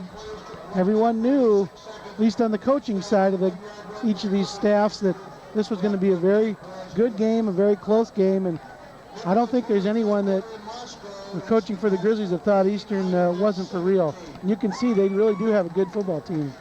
Well, the Grizzlies are 5-0, undefeated. The Eagles, you said, are 5-1, but they are just inches away from being undefeated. In Weber, they lost 22-20 after a field goal cleared the upright after hitting it and bouncing through. So they're that close to being 6-0. So, like you said, by far, this is no fluke that this Eastern Washington team is where they are. Josh Atwood kicking for the Eagles. Deep, this one is going to be fielded by Brian Gales at the 15. 20, just across the 30 to 34. If you look at time of possession, the Grizzlies have had the ball just over 11 minutes 6 seconds, while Eastern has held the ball 17 minutes and 52 seconds. So their offense has, and that again, that's something you want to do, is try to have the ball and keep Montana's offense off the field. Montana not known for holding the ball very long, especially when you have formations like that, 5 receivers and quite a few of them streaking out. That one's over to Josh Pathausen for his first catch of the game, close to first down yardage as he goes out of bounds and stops the clock. Pathausen and Pachinko have been fairly quiet so far, calling their names. Again, you'll look for them to try to get them into the offense. We have a trip right is what they want to call it. 3 receivers at the bottom of your screen, and Trevor Woods, Pacheco, and Earhart. Top of your screen is Douglas, and that's who they're going to. And he has some open yardage, and if he could just get down the field, he could go into the end zone. Touchdown, Montana!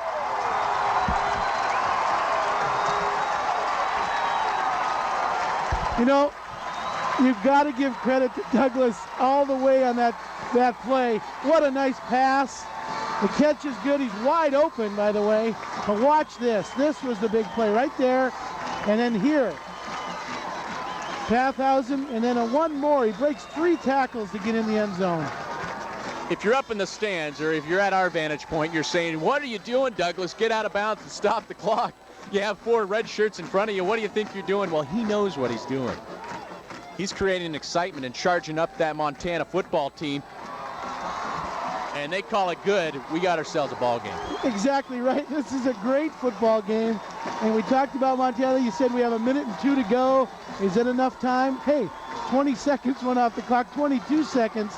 And look at here, what a beautiful throw. We talked about the nice tight spiral that Ayotte throws, and then one broken tackle, and then right here, extra effort to get into the end zone. Look like 4 red jerseys. Mr. Joe Douglas, let's call him the spark plug. Call him Mr. Energy, Mr. Excitement, call it 7 points. It's 21-14, quick as that. The Grizzlies are on the board with 20 seconds off the clock. It can happen quick with both of these teams, and it sure did on that drive for Montana.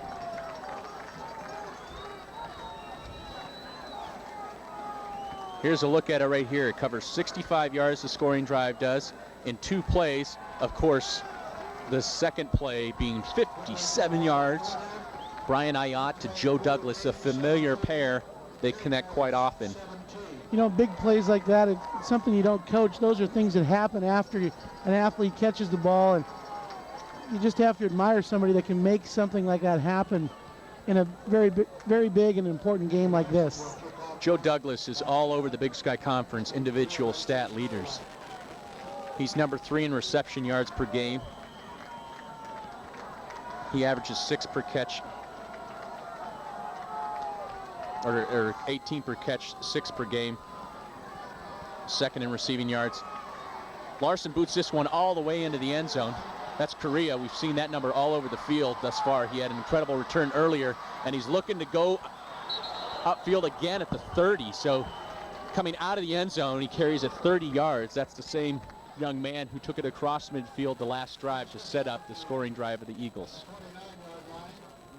Real nice return, boy, when you can take the ball 2 yards deep from your end zone, bring it out to the 30 with good coverage. That time Montana did well to, again, protect the sideline and not let him get outside on the coverage.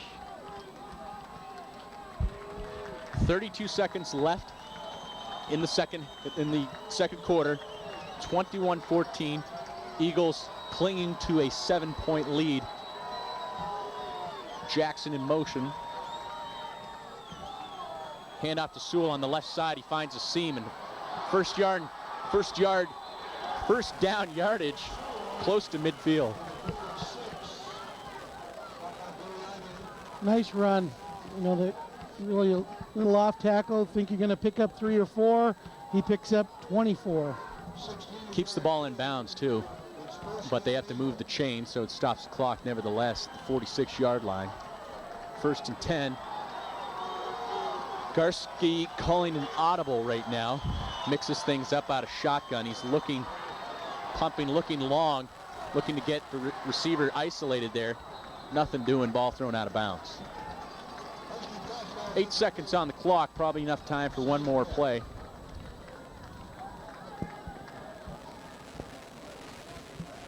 We talked about Joe Sewell, how he's the catalyst of this Eastern Washington offense. He enters the ball game averaging 109 yards per game. We're not even at the halftime, and he has 105. He really has done an excellent job running the ball. He's quite strong, and of course the blocking up front has been there as well. Averages 5 yards a carry. That's right where he's at now. 20 rushes for 105, and there's another handoff for him. Goes outside on the left side. Brought down by Brian Toon. And that's the end of the second quarter. We got ourselves a ball game, folks. The Eagles clinging to a 7-point lead, 21-14.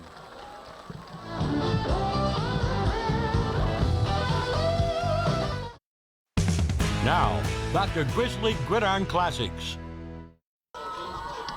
Welcome back to Woodward Stadium here in Cheney, Washington. We mentioned it before the break, how the Grizzlies got back into the ballgame behind Joe Douglas, the man they call Mr. Excitement.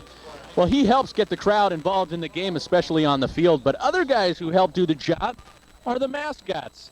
We had a chance to meet somebody, that person behind the fur. Here's a look.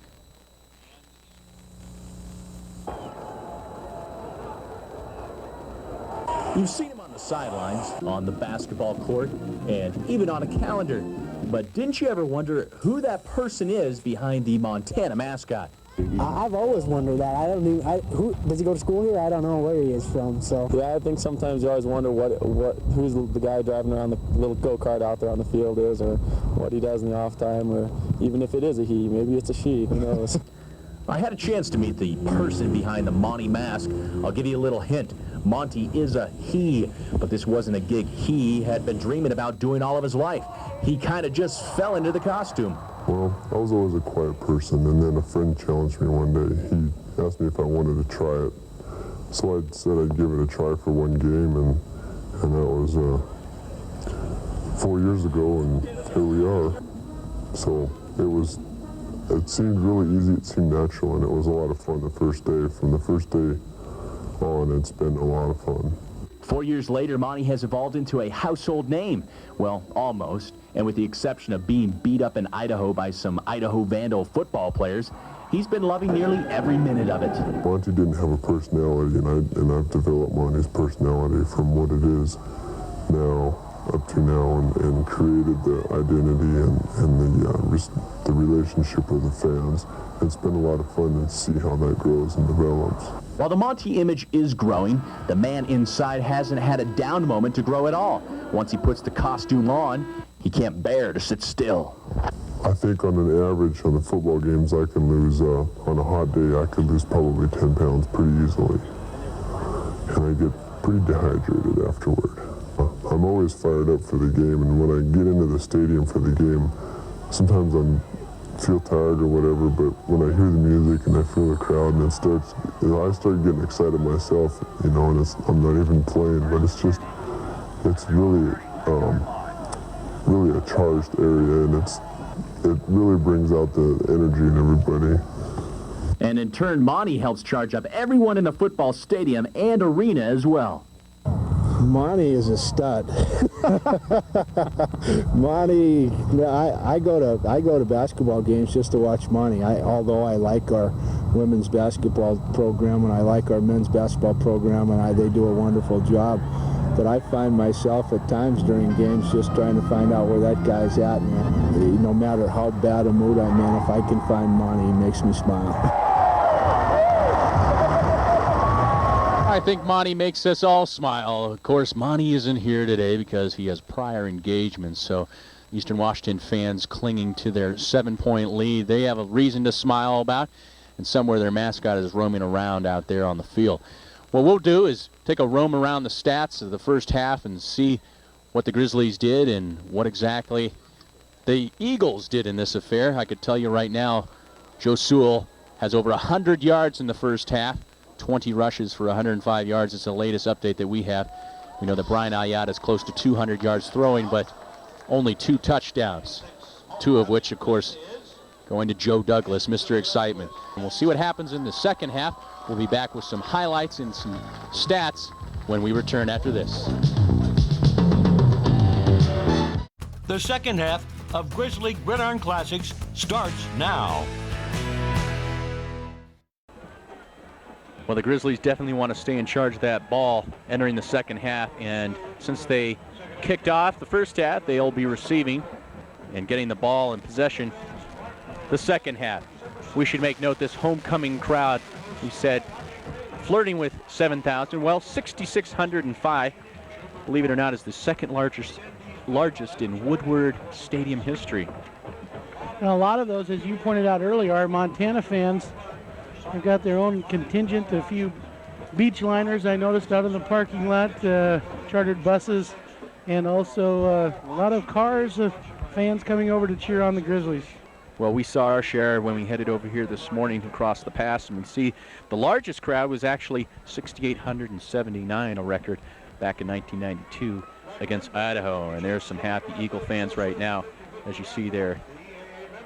They want the ball, but I'll tell you what, the Grizzlies are getting the ball to top things off here in the second half. You know, that's something that Montana has done often here in the last several years. I think really Don Reed really had a belief that he wanted to have the ball first in the second half to set the tone offensively. If you think about it, it's a great tactic because even if you're in the position where the Grizzlies are now trailing by 7, if you get the ball and can move it in, get a field goal, or even score a touchdown, it's a great way to start your team mentally in the second half.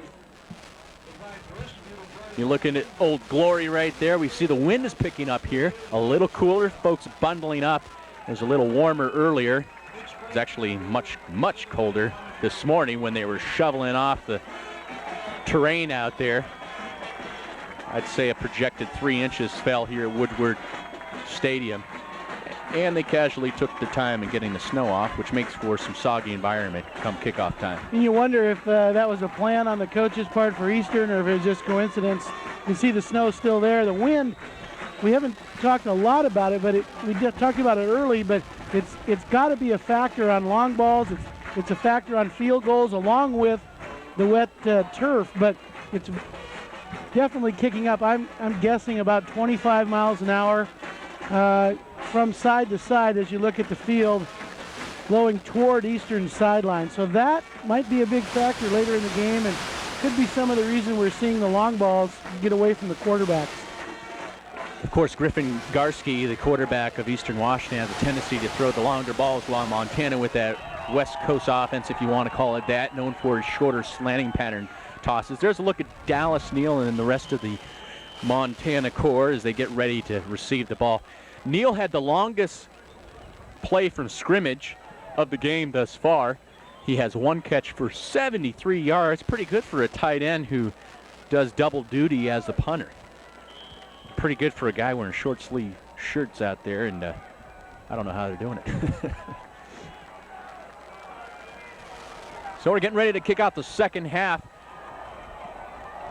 Grizzlies just a touchdown away and knotting this thing all up to 21. Josh Atwood going to do the kicking honors for Eastern Washington. Back deep to receive for the Grizzlies.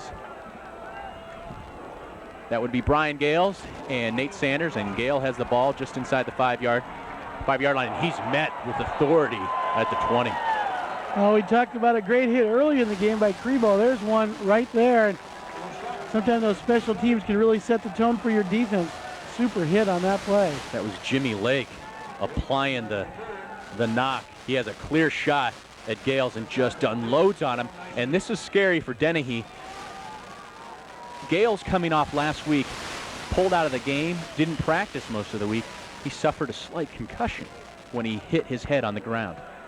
Brings out 1st and 10 just inside the 20 for the Grizzlies. Josh Paffhausen in motion, and they toss it over to him.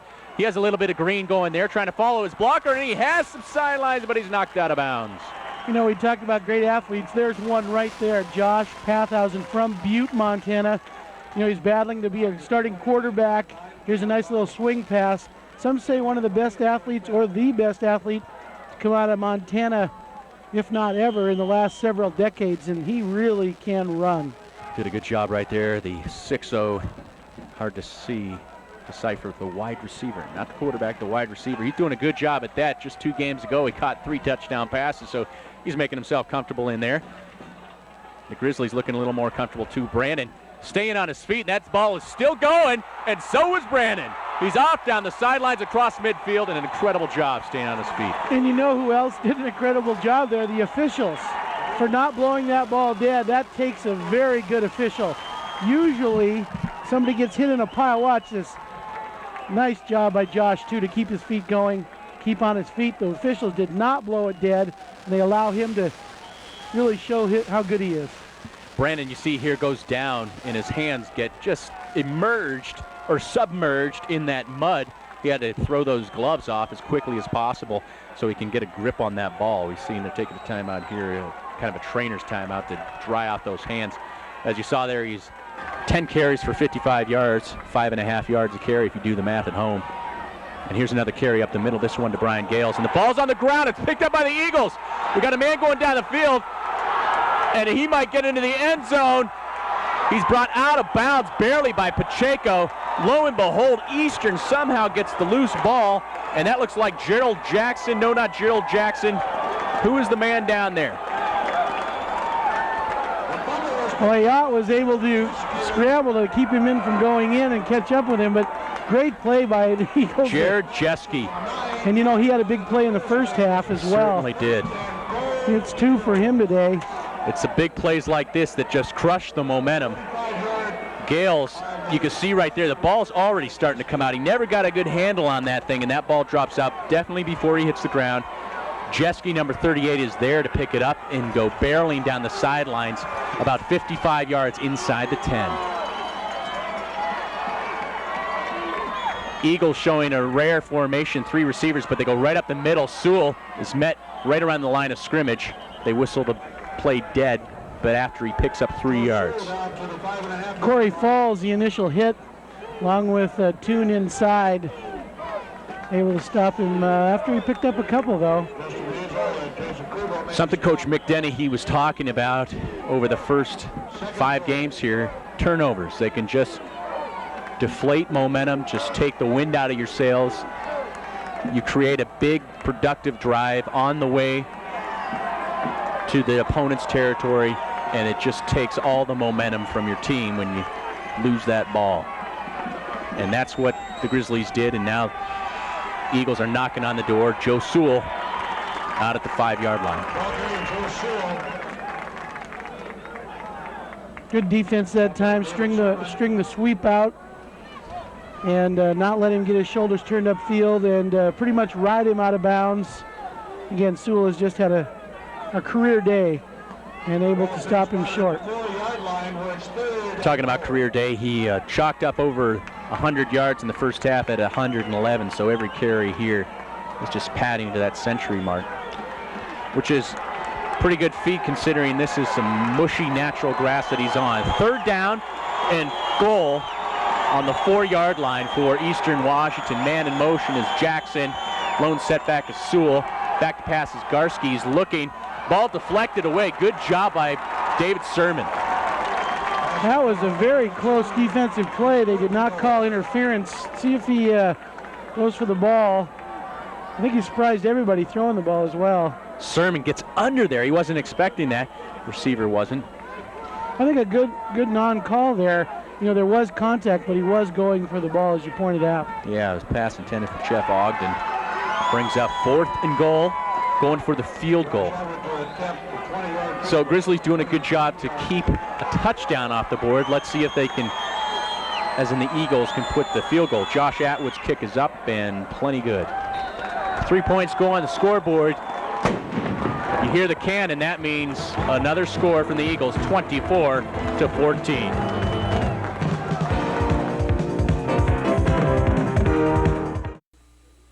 Welcome back to Woodward Stadium, and the Eastern Washington Eagles finding some way to get back up on the board once again to pad that lead. They were clinging to a 7-point lead. Now it's a 10-point lead. It's 24-14.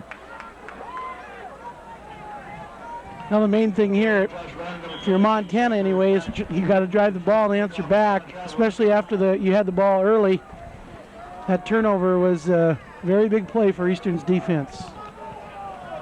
What happened, the Montana Grizzlies marched right down the field like they wanted to start the second half off after kicking off in the first.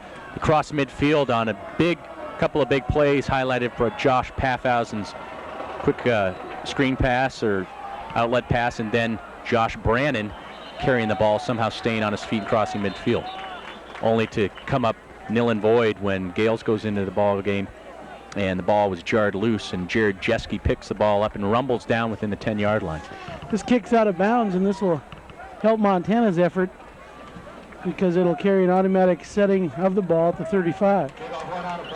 So that's pretty good field position. That's what it's all about, and that's what coaches will say over and over again, field position, field position.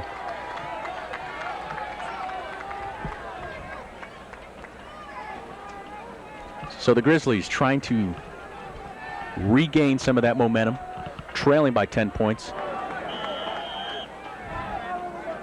About a minute and a half has expired from the third quarter clock.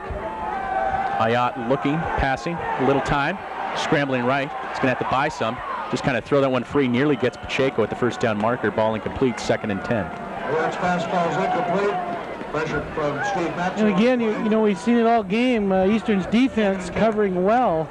Ayat, who can really scramble, had to do that just to avoid being tackled. Ayat at the 500 mark right now, 11 of 22 for 223 yards, 2 touchdowns. Those passes to number 23 right there, Joe Douglas, and 1 interception. Brings up 2nd and 10, ball on the 35. Man in motion is Josh Brannon. Makes 5 receivers for the Grizzlies, and a quick outlet pass to Mike Earhart on the slanting pattern. He has a little running room. Kind of goes a little more laterally than north-south. I'll give him credit. He tried to let the screen develop. That's one of those slip screens underneath that Montana's really patented for. And come underneath, and what he's trying to do is let the blockers set up his run. And he almost was able to get huge yards instead of just 7. Earhart, 6'4" senior we saw there, been quite of late. In fact, that may have been his first catch of the day. Picks up about 6 yards on the play out of shotgun formation. Fake play action. And Ayat is going to be sacked for the first time today, but there's flags on the play. Could be holding. Yeah, it's in the area where you'll normally get a hold. And what happens is the coverage is so strong that he's trying to scramble. You have to pick up a hold at that point. You see Ayat grasping his hands, and that's exactly what the referee does to indicate holding. Ayat, not accustomed to this kind of weather, coming from Honolulu, Hawaii. See the snow on the sidelines. Of course, he saw it last year as a freshman, but playing in it for the first time, probably ever. Eastern has declined the penalty, so that'll force Montana in a punting situation. Dallas Neal, sophomore out of Great Falls, in to do the duties. Leads the league in net punting. is in the area, Scott, where you might think about a fake punt. It might be a little early, I would think, but you never know. Dallas Neal with a pretty good punt right there. He averages 40 yards. Fair catch signified. Puts the ball at the 30, which is about right at his average. 41-yard punt. Eagles going to get the ball back. See if the Grizzlies can put a stop to it as they trail 24-14. We're back at Woodward Stadium in Cheney, Washington, where the Eagles are enjoying a 24-14 lead over Montana, and they have the ball first down at their own 29-yard line. There's a new back replacing Sewell, and he has been limping, so we'll see if he's able to come back here or if the replacement will remain in the game. The time back to pass, and credit to Corey Falls with great pressure, and falls well incomplete, short of the intended receiver. And again, Montana's defense coming very hard with a big rush. Corey Falls. And he really had no choice but to throw it up and let it go incomplete. So now it'll be 2nd and 10 from the 28-yard line.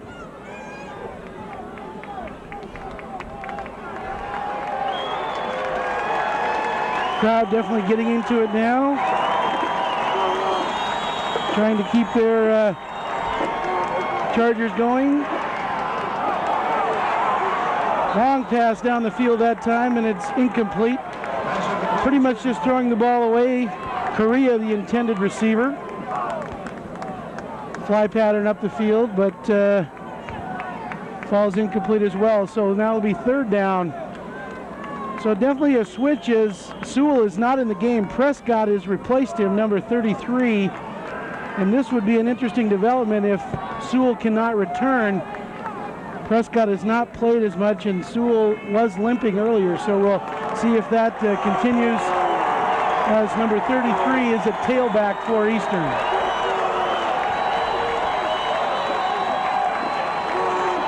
Third down, straight drop. And this is Prescott, a little swing pattern. Does a nice job to stay on his feet.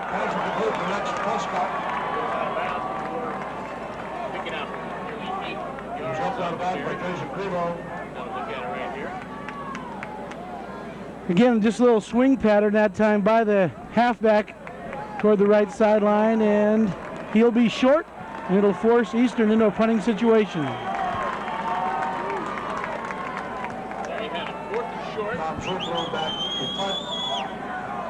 Back to punt for the Eastern Washington Eagles. You see right here, Tom Zerfla. Back deep, Mr. Excitement. Hopefully he can generate some of that right now as Joe Douglas right about the 25-yard line. End over end boot. Douglas checking out the prognosis here. Nice block by Hazel. Levels blocker there. And Douglas wanting a late hit. And I don't blame him as he's laying down there. Somebody comes wailing in on him as he lay on the 30-yard line. Nevertheless, the referee's all over. They don't call anything. It's 1st and 10 from the 30. Douglas does a nice job here. Checks the defense. You see him glance down just before the ball gets to him. He wants to set up that block, which he does, and Hazel really delivers a blow.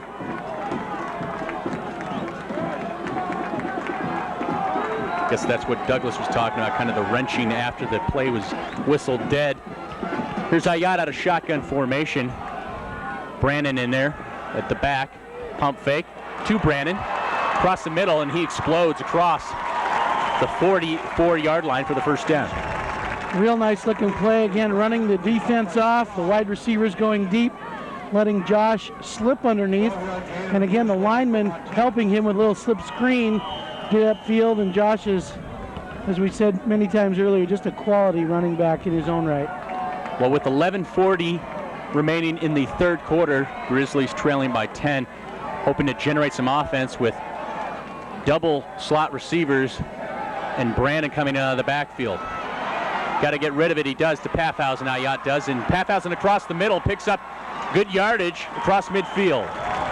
Well, that was interesting in that it wasn't a screen, but it developed into that on its own, and really Josh, did that on his own. The coverage was there. Ayat bought time and then threw it off, really to pick up what would have been a no-gainer, but Josh, being as smart as he is, helps set up some blocks and picks up good yardage.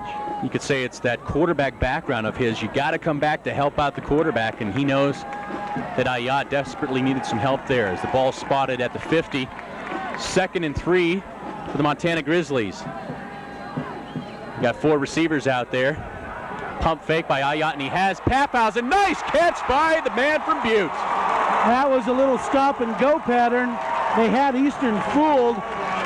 Paffhausen's got the wind knocked out of him. He's going to be all right. Actually, he has a hurt wrist that he's been nursing, which was actually busted. You see a little underneath pattern by the up receiver for Montana. It fooled Eastern. Josh kept going on the streak, able to catch a nice catch. He's been nursing that broken hand and wrist area, his right hand. It was in a cast 3 weeks ago. The cast was taken off, maybe prematurely. It looks like he may have fallen on it there, so he's definitely in some pain, but he helped the Grizzlies pick up the first down here inside the 25 at the 23. May have had motion on the line than they did. This is all for naught for the Grizzlies. Over to Joe Douglas, but we had a receiver moving. That was a great effort that time by Douglas to get the reception, and Ayat actually had a guard pull out. He put the ball right on a wire.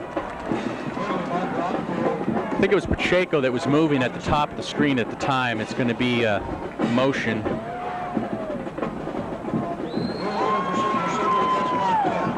So that nullifies that gain, backs it up. Back it up 5 or? Should take it back 5 and give them first down once again. You know, the thing I guess I'm impressed at is they're not panicking. The coaching staff, you can see in their execution and their play calling from upstairs, they're not panicking, they're not leaving their game plan, and they're certainly in this game, especially if they can get in on this series. Somebody else that is in the game is Josh Paffhausen. A good sign there. He was grasping his right hand, wrist in pain, but he's back in there. That's a good sign for the Grizzlies. Pump fake by Ayat across the middle. I don't know where that ball is. It looked like it was in the hands of an eagle. Now those guys are fairly tall up front, and Brian's going to have to throw it over their hands, or he'll have another one picked off inside, and that's what happened earlier in the game. Yvonne Grant was all over this one, number 90, after the pump fake. He just kind of stumbled into that ball. Looked like they were actually trying to set up that screen again underneath, which they did earlier. Ayat flirting with 300 yards. He has 286 after completing 16 of 28. Couple for touchdowns, 1 for an interception. 2nd and 13, 14, 15. Going to the end zone, Paffhausen. They call him out of the end zone. It looked like he was pushed. But they say, back to that Idaho game of a year ago, if you weren't going to come down in the end zone, they're not going to call it. That was an incredible athletic display. Real close, too. A real close play. See if we can see it on the replay. Can't quite tell where was his foot? You can't quite tell where his foot landed on that particular angle. Let's see here. Have another look at it right here. Paffhausen. Yeah, he had to go out of bounds to catch that thing. That brings up 3rd down. Didn't even look like that ball was catchable, and somehow Paffer does it. See if somebody can catch this thing. 3rd and long, 15. Ayat to Douglas, and that's a sure first down. That was an excellent play by Montana. What happened, Ayat rolled to the right side. The defense all thought he was going right. Douglas started on his pattern toward the right and then broke it off and came back underneath. That is excellent execution by the quarterback and the receiver. One of the reasons Ayat is a starter, he puts that ball on a rope, and he can throw it. And he's been throwing it to Douglas. He's thrown to him 6 times for over 100 yards. 106 to be exact. 1st and goal for the Grizzlies. And we have ourselves a goal. A touchdown, Joe Douglas. His 3rd of the game. You know, it seems like Ayotte has found himself on this series. The play before this one was perfect execution. He pump fakes here and another perfect throw into the numbers. I mean, the ball's nearly embedded in Douglas's chest. Joe Douglas last week caught 3 touchdown passes from Mr. Ayotte. Let's just make it a habit. That's his 3rd of the day. 3 touchdowns, all of them going from Ayotte to Douglas. Point after is good. It's a 3-point ball game with the Grizzlies trailing by just 3. We'll see if they can come back.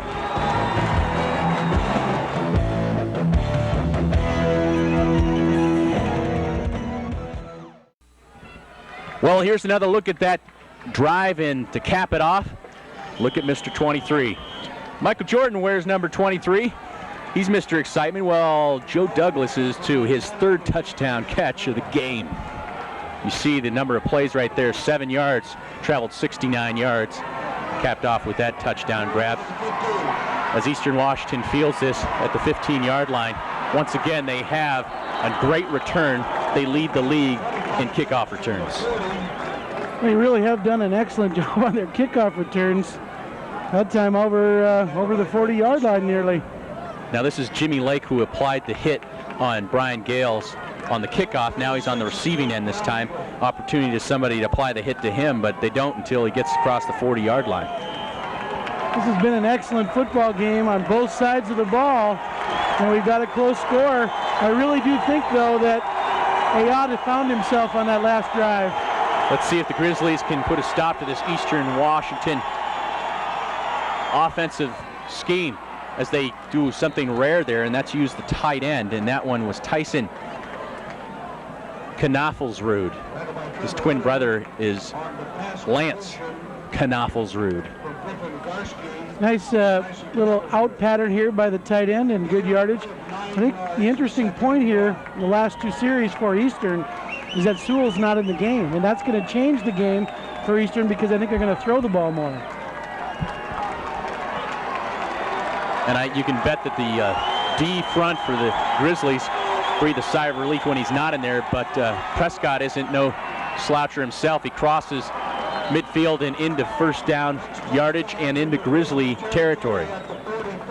Yeah, he showed good speed there, kind of squirted out of the pack and picked up about 6 or 7 yards. What has set up Eastern Washington for each series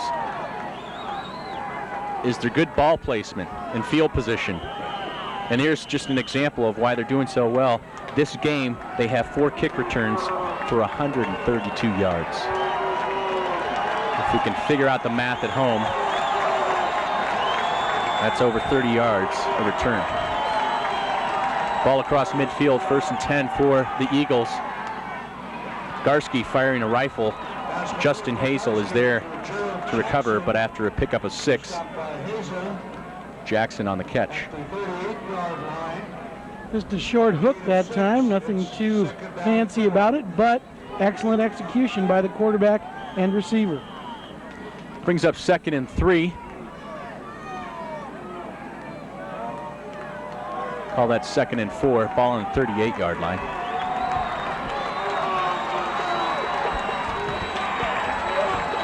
Defense definitely going to work out here throughout this whole game. They've been on the field for quite a while. Definitely got to apply some pressure to the quarterback or to Prescott. Sermon, Boucher, Crebo, the trio of linebackers are all over that ball. I think Boucher gets the big 5, though. This is they're pulling the off guard and off tackle, little sweep, counter sweep to the right side, and Boucher right on the spot. And then, as you pointed out, Sermon also there to fill as well. Boucher, the man out of Missoula. Interesting, he's an incredible student as well as athlete.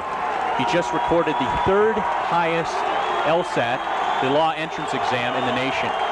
Let's see if we can put the brain power to trust here. 3rd and long. Garski back to pass.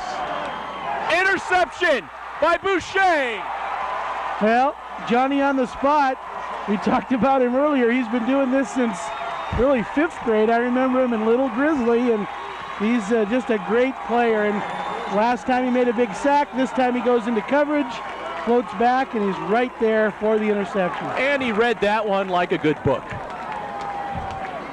That's a big play for the defense, Scott, because now you've got field position, you've got momentum, you've just scored, you've got a chance to score again and take the lead. So that's a very big series for the Montana defense. He's pretty happy because he finally joins his other linebacker core with his first interception of the season. Josh Brandon still on his feet. The referee, line judge, reluctant to blow the whistle, but they throw a flag off camera here against Joe Douglas. Might call it a personal foul. Yeah, there was some extracurricular, at least chatting amongst those two players, and the back judge didn't like what he heard. That's it, personal foul against Joe Douglas. Now Douglas is he's an intense player on the field. He's an intense basketball player. They say he's an all-state man out of Oregon for basketball and football, and he's just constantly intense on the playing field. Sometimes it's miscommunicated, and just an extra bump here and there is translated into a penalty. Well, the reason, of course, that's such a big one, it's tacked on at the end of the play, and so 15 yards on top of that really is a bad call for Montana at a bad time in the game for Montana. It backs him way, way back there at the 15, 16, 17-yard line. So it's second down at the 17, and they have to cross the 40 for the first. So second and 22 to go.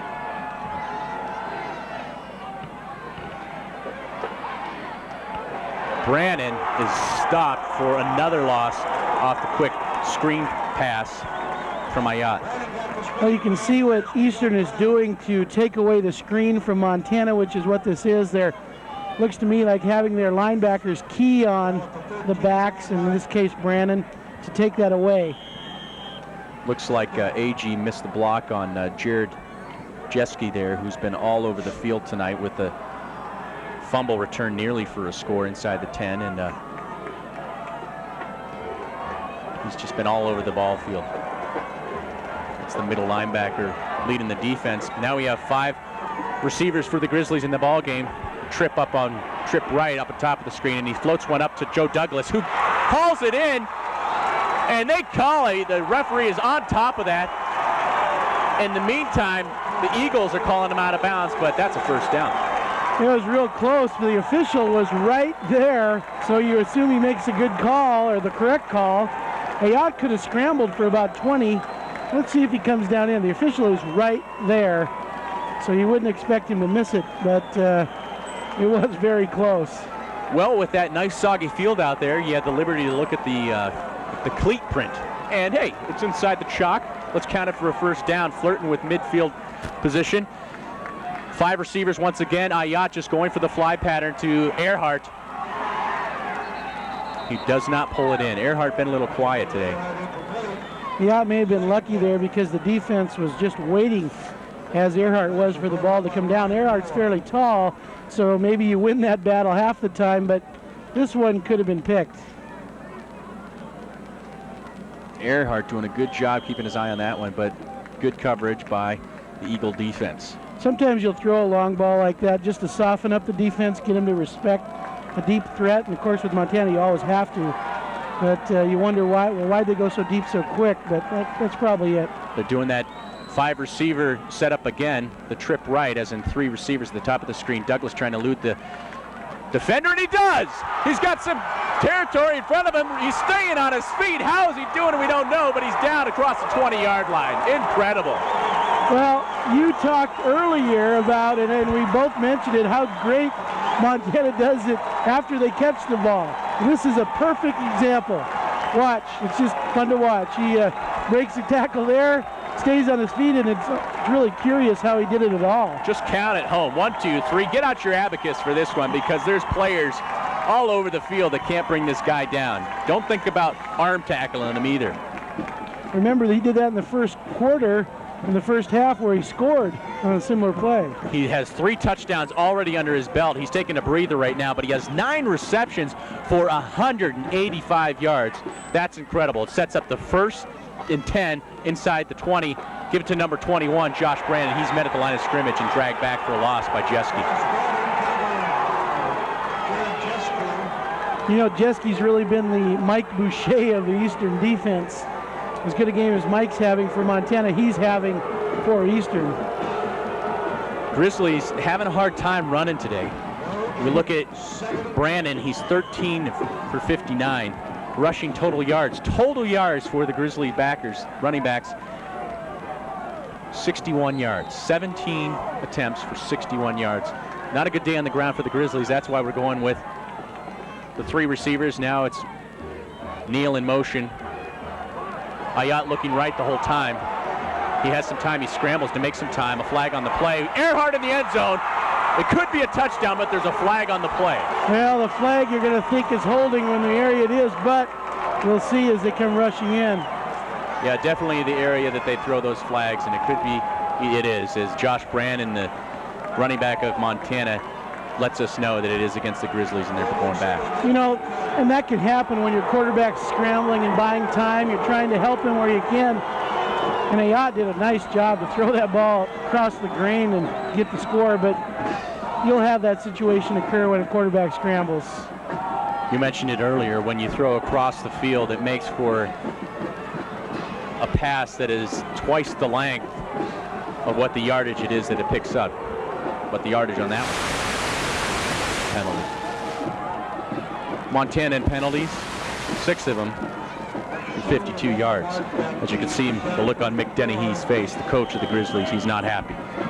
Second and 26. So it backs the ball up 15 yards, so it's second down.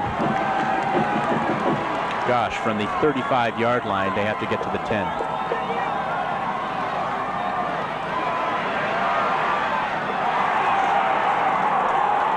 I think you have to credit Eastern's coverage. No one was open, and Brian did a nice job. And they call a fumble on the play. Where the indication comes from, Ayat was on the ground, and they give the ball to the Eagles. So a big momentum crusher. Well, let's look on the replay. Again, the coverage was there, and he did a nice job to scramble. I did not see the fumble. Let's see if it comes out. Well, we don't have the angle here. Yeah, it came out, but the question was he down or not? I don't know. Well, all 2,000 Montana fans and Mick Dennehy want to talk to that referee. Everybody wants a piece of that guy, because where is he coming from? We don't know. Here's another look at it. Does it come out before he goes to the ground? No, it does not. The referee is on top of it. Actually, Mick was talking to Joe Douglas, telling him to settle down. I couldn't tell if the ball was out. Incredible. Granted, the referees don't have the liberties that we do for instant replay, but he's all over that play. Maybe he had a different angle. Well, nevertheless, Eastern picks up 1st and 10 from their 30-yard line. Pressure applied. Can they get Garski sacked? And they're yet to do so, and he picks up some yardage, a pickup of 4. Good coverage by Montana's defense. Garski is wise to tuck it and run, get what he can. He picks up about 4 or 5 yards. We wanted to throw a quick out is where he was looking, and coverage was there.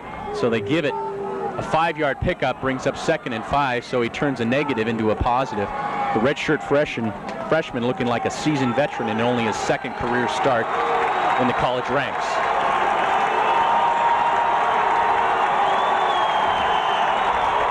Everybody's on their feet, both Montana and Eagle fans alike, rooting for their team as Prescott met at the line of scrimmage, picks up about 1, and he's dragged back. You know, Prescott is a good running back, but you can really see a difference between him and Sewell. Sewell was carrying people with him, whereas Prescott's hitting the holes and not able to do that. He just doesn't look quite as strong. Now Eastern, they have a strong offensive line, but they've lost 2 key members of their line. T.J. Ackerman, his brother, played for the Eagles last year, and all-conference selection went on to the pros. Key down here for the Eagles, 3rd down and a long 4. Grizzly D has to rise to the occasion right now. We got Blaine McLemary surfing the territory back there, and the ball goes right into his hands. Nothing but real estate. He's got one man to beat, Prescott. He's in the end zone. Touchdown, Montana! And McElmurray read that all the way. The quarterback, you could tell with the offense they had set up, it was his only route he could throw, and that a quick out. Yes. McElmurray read it. Watch here, steps in front. Great play by Blaine, great play. His third interception of the season, and this one is in the end zone. He did the same against the first game of the season at Oregon State. He did this against Eastern Washington last year on this very field in the same corner of the end zone. And he does it again, deja vu all over again for the Eastern Washington Eagles as Montana takes his first lead of the ball game. Point after crucial, and it's good. 28-24, Montana Grizzlies are back on top.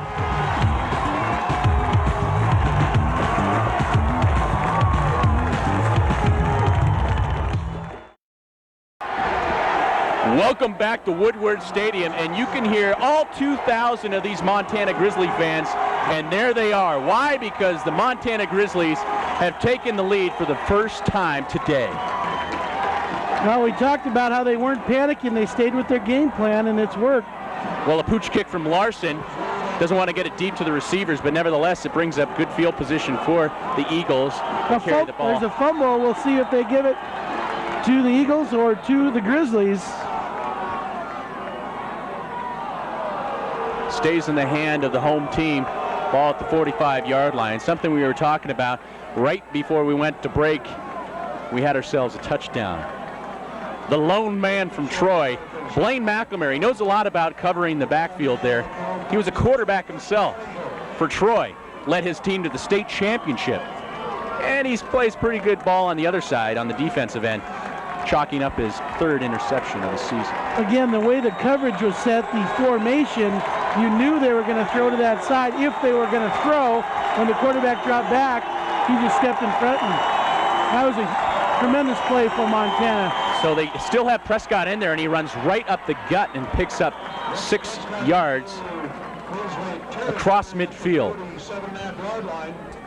We talked about how this has really been an excellent game for both teams, and they've just played very well. And you see the Eagles, again, they're coming back first down, they run the ball, and again, they're not panicking like the Grizzlies had not either. They're staying with their game plan. That's to run the ball, run the clock, and they're in a position to take the lead again. Well, they only trail by 4, 28-24. A minute 15 remaining in this third quarter. Garski, play action fake, has all the time in the world because the play is whistled dead. Randy Riley has his paws on the quarterback, and that'd be a dream to finally bring him to the ground, but nothing doing. Flags all over the place. Gonna have a false start, I think, on Eastern.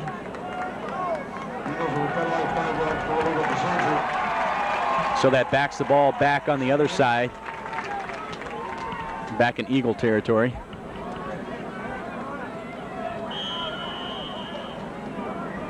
Penalties, a big problem for both teams, but more so for the Eagles.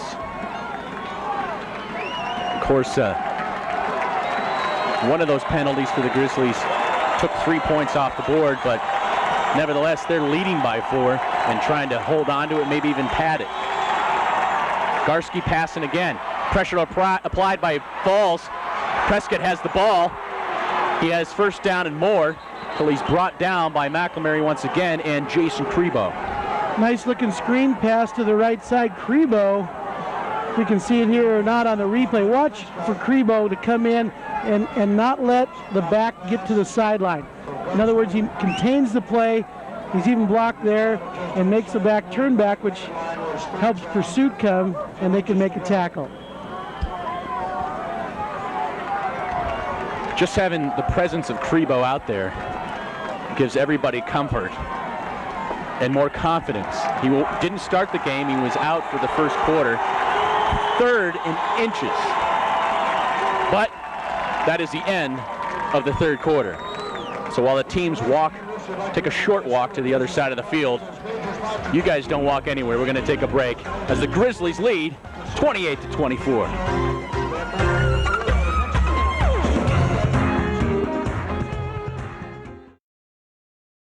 Get ready for the fourth quarter on Grizzly Gridiron Classics.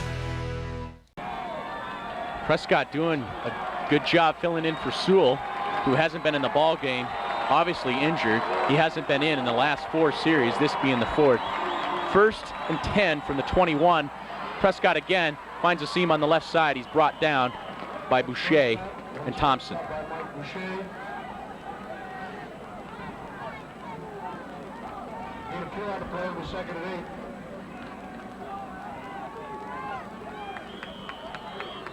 There's Prescott right there. You know, you talked about Knavelsrud, number 51. He's been rotating in. He's playing tackle, very mobile, and he's just done a great job when he's in the game. Yeah, Knavelsrud has a twin brother. They got Lance out there as well. One's at tight end, one's at tackle. Garski to pass. Nothing doing there. Gokachia all over the play. Pass intended for Antoine Miller.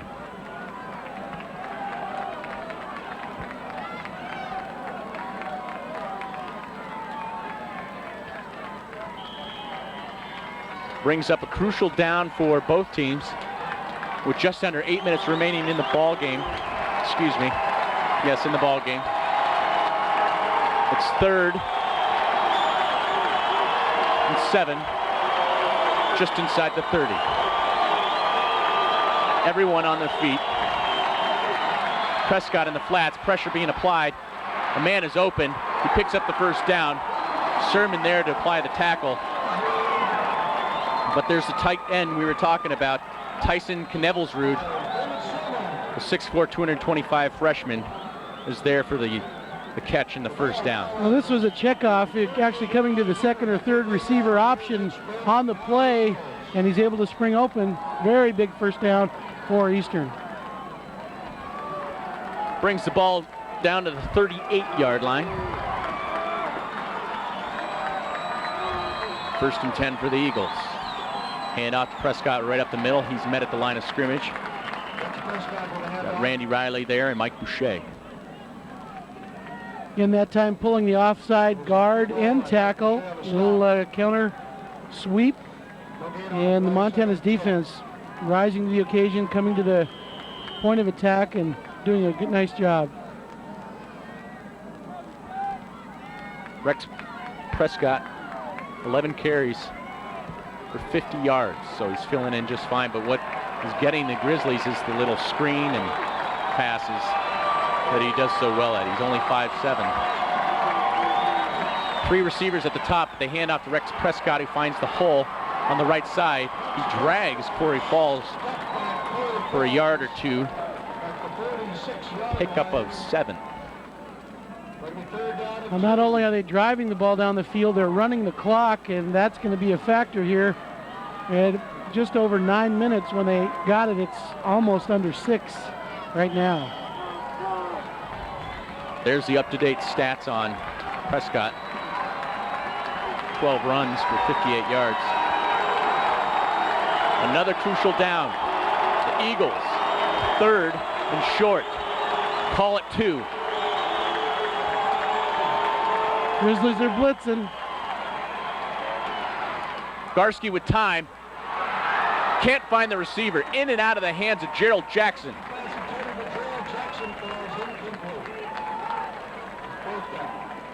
Fourth down. Very big play for Montana here. They did blitz 2 extra people on that one, and he actually had the receiver open. He just dropped it. There's Justin Hazel on the coverage. Joe Douglas once again back to receive. Crucial here to hold on the ball. The Grizzlies have fumbled and lost the ball 3 times in this game. Zerfla kicking, kind of a wobbly one. I don't know why Douglas is near that ball. You want to get away from it. It's inside the 15, about the 12-yard line. So as the Grizzlies try to regroup, see if they can produce out of this series, we'll take a break and be right back.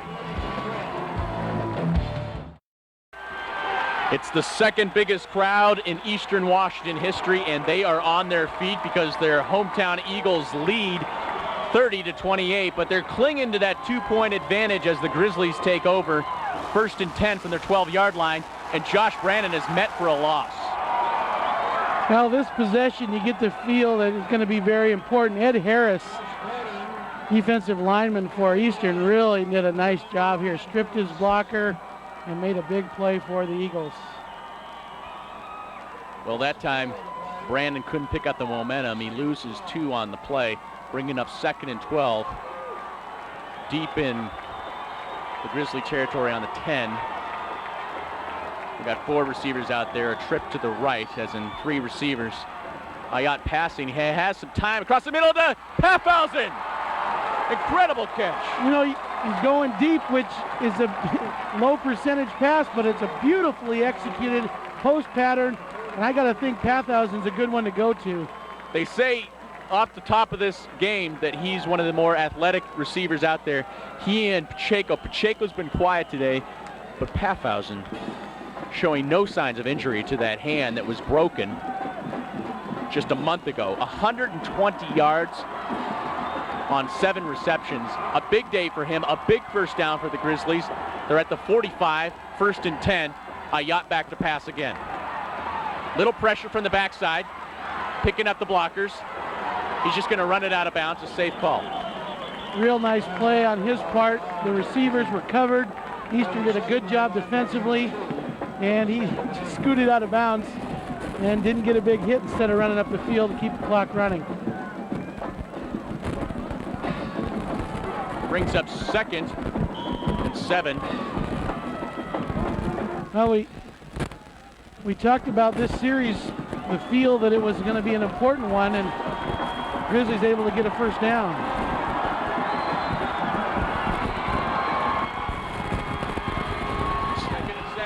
Grizzlies. A draw play, and the ball's loose. Josh Brandon up the middle. He was just jarred loose, and Grizzly Jason Baker falls on that one. Well, you could hear everyone in the stands, both sides, hold their breath when that occurred. Looks like we've got an injury on the field, but you can see the hit here, and the ball pops straight up. As we try to sort out who that player is, we'll take a break and we'll be right back.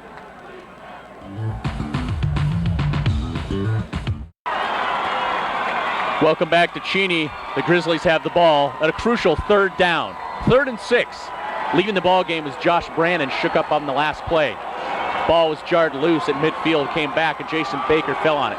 We have 4 receivers, a trip left, 3 on the top of your screen. Fly pattern, Josh Paffhausen streaking down the field. They're going over to Joe Douglas, who has a first down and more. He's met, he's refusing to go down. He finally does inside the 40 at the 35. Well, credit Douglas with another excellent catch. Look how far he goes up into the air to get it. When we talked about him as a basketball player, he had the hops. That was the catch of the day on his part. I mean, he's had a lot of them, but that catch was outstanding.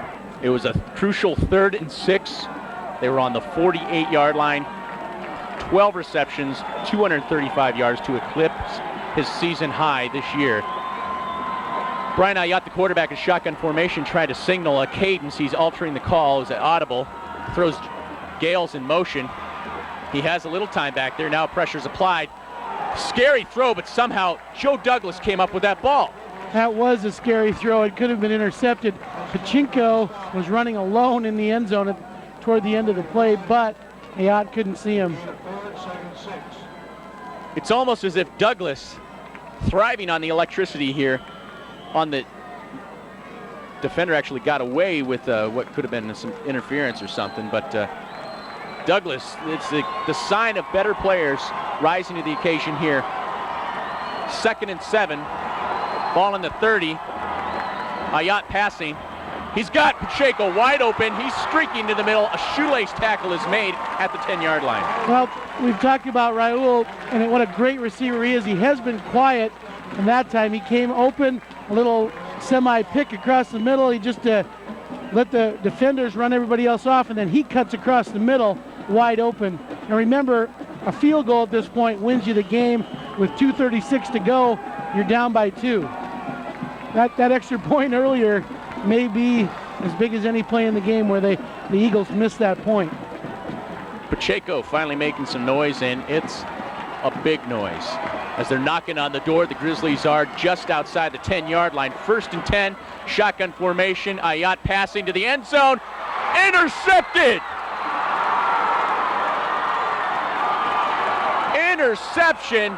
Ayat throws into double coverage, and with 2 minutes remaining in the ball game, Eastern has the ball back, leading 30-28. I'm not sure what Brian was thinking here. He threw into, I guess he was going for Josh, but the coverage was definitely there. I guess it's just one of those things, a mistake, and it comes at a very bad time in the game with 2:07. Like you said, there was 2 minutes remaining. Grizzlies knocking on the door at the 10-yard line, going to the air. And Eastern is on a cloud right now. They have the ball. They're up by 2. Montana has all timeouts left, so they can stop this and get another shot at it. Run by Prescott to the right side. Pick up about 2. Brings up 2nd and 8. Well, as Prescott runs to the sideline, the Grizzlies try to regroup. We'll take a break right here. Grizzlies trailing 28-30.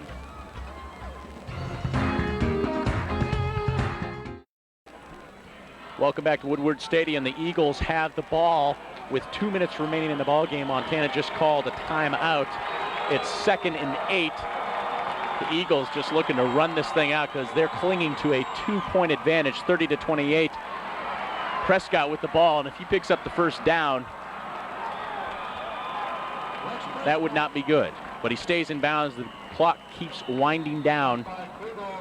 Now they're going to call another timeout here to save the clock. But the thing he was able to do here was get outside. Instead of making him cut back in, he's able to string it out to the sideline and pick up some pretty good yardage. McElmurray trying to throw him out of bounds there to stop that before they were forced to call the timeout. Ayat having a great game. This next one will be a big play, 3rd and 3, Scott, because if Montana can stop them from getting this, they'll have to punt, and Montana does have 1 timeout left. But if they pick up a first down here, this really is a big one. Well, if any time were a time for the defensive line, the entire defense to make a stance, now would be the time. The Eastern coaching staff wants a timeout. They're jumping on their feet trying to get a timeout. And they do get it. Mike Kramer, the head coach of Eastern, looking to defeat his long friend and long time, he was an assistant with Mick Dennehy. He came to the helm at Eastern Washington in '94. The Grizzlies defeated the Eagles in a shootout at Washington Grizzlies Stadium. Last year, the Grizzlies thumped the Eagles 63-7. This year, Kramer is flirting with a victory over the man he was an assistant with at Helena High, Montana, at Colton High in Washington. Well, at the beginning, we talked about Boise and Idaho leaving, and this game having the feel of a bigger game, bigger rivalry, even though it has been. And, you know, certainly today it's developed to that, and 30-28 down to the last minute and 49 seconds, and it's anybody's game. Your heart kind of goes out to Brian Ayat. He made a mistake, basically, a sophomore error, and that interception was key at that point. But you know, he's done a nice job throughout the game, but that one mistake was unfortunate for Montana at this time. He's having a career day, over 500 yards passing for the sophomore quarterback, but crucial interception right here, 1:49. Crucial, 3rd. Prescott met at the line of scrimmage. It's going to be close. I think he's short, Scott. I'd say he's a yard short by where his knee came down. They're going to stop the clock and measure, I believe, unless Montana takes its timeout. Looked like Blaine McElmurray signaled for a timeout. I believe it's going to be assessed against Montana. They're sorting out whether it's going to be. Now, do you punt or do you go for it here? I think Eastern's going to go ahead and punt it after the timeout because it is short. Now, and then there's a question, do you try to block the punt and, or do you return it? And with minute 39, that's plenty of time for Montana's offense. And at the same time, Eastern Washington is still trying to sort out whether they're going to punt or not, because if they get that quick plunge, I mean, they got Garski, who's been going across for quite a bit. I think you have to punt, because if you don't, and you don't get it, Montana's going to score a field goal and win it. So I think you have to punt. Certainly. And then it becomes, Brian's going to get another chance if they do punt, and it's a normal punt return. So this game is going right down to the wire. And you say, if they do punt, and you say a normal punt return, well, nothing's normal with Joe Douglas back there. That guy. And you've seen Montana block punts in the last several years and win games that way. I'd assume they'd try to return it and get good field position with over a minute to go and then set up at least a field goal. Yeah, Eastern's going to punt, and I think a wise decision on their part. Let's see what happens. Are they punting away? Are they faking? Everybody's trying to figure this one out. Tom Zerfla back to punt for the Eagles. Deep at midfield is Joe Douglas.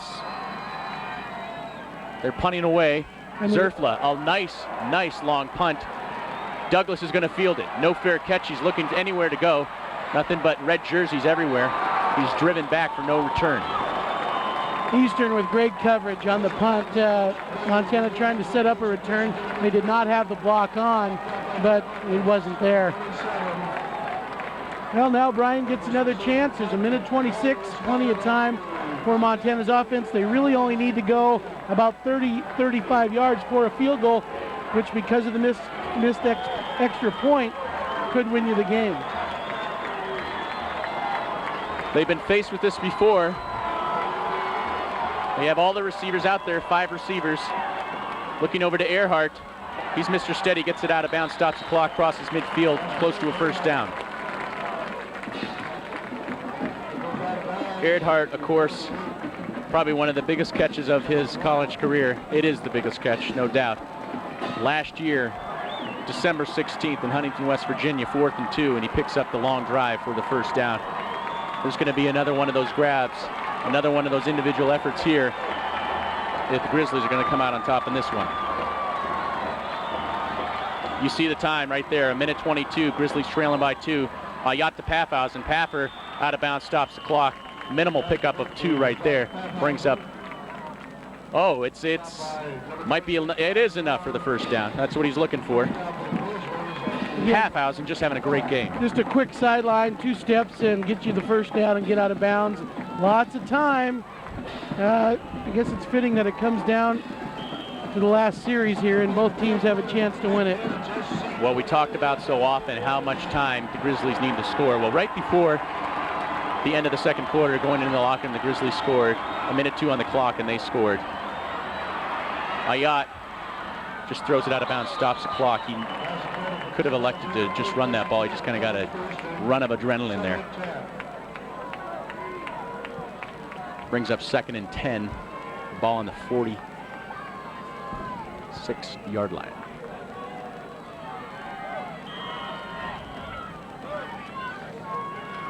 Everybody on the edge of their seats in this one, if they're not standing. Ayat, 30 of 46, 514 yards, 3 touchdowns, all to Joe Douglas, 2 interceptions. He can redeem himself right now for that interception. Getting the ball over to Pacheco, out of bounds, stops the clock, brings up 3rd and short. That was a beautifully executed pass. Planned all the way, a little sideline pattern on the top. And look at the throw. That's a 35-yard throw across the field, even though he's only picked up about 6 yards. Brings up 3rd and 4. Once again, a big 3rd down, ball on the 40-yard line. Well, there's no doubt they're in 4-down territory with a minute and 6 to go. They'll go for it if they don't get it here. But very crucial for both teams. 5 receivers, trip set on the right, pressure applied. He's got to get rid of that thing. Coming back is Joe Douglas, and he's on his way to the end zone. His 4th touchdown of the day. Montana is in the end zone.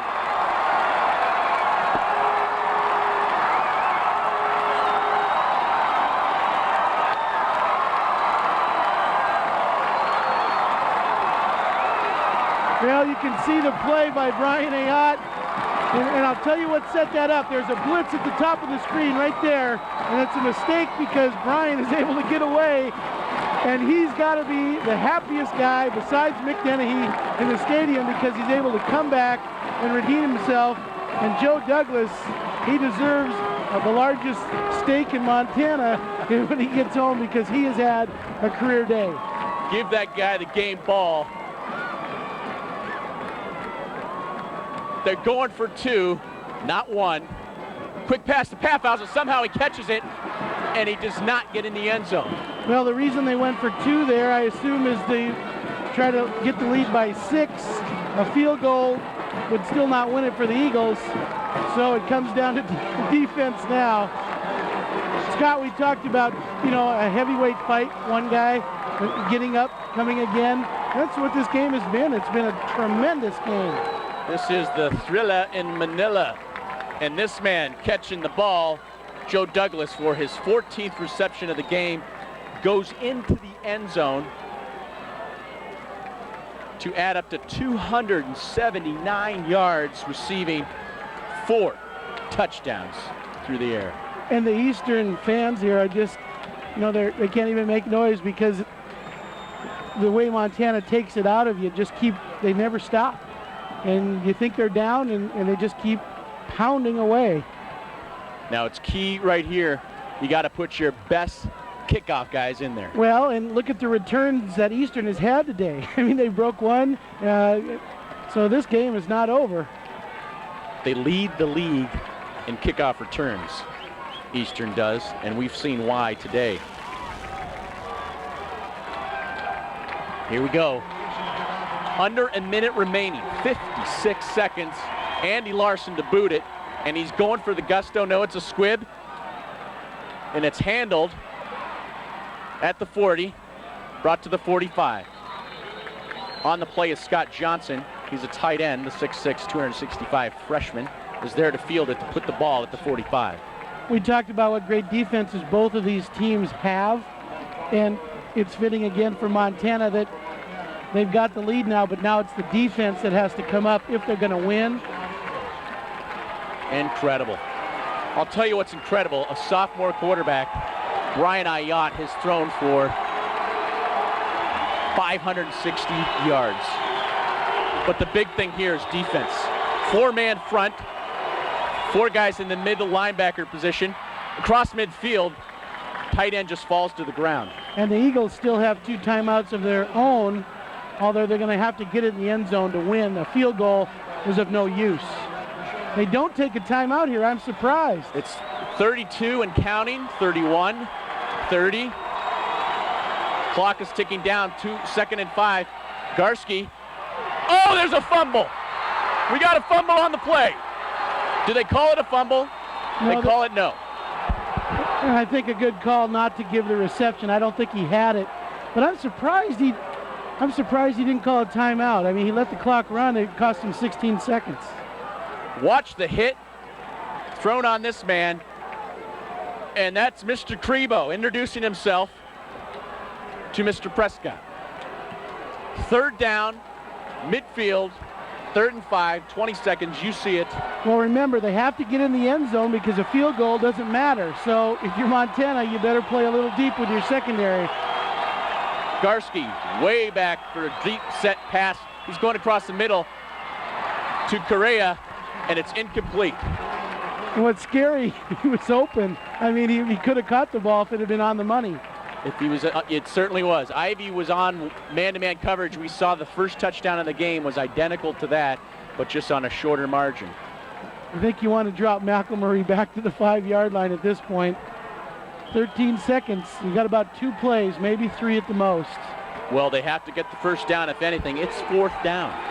4th and 5, 13 seconds. The 2,000 Montana fans are on their feet chanting defense, and that's what it boils down to.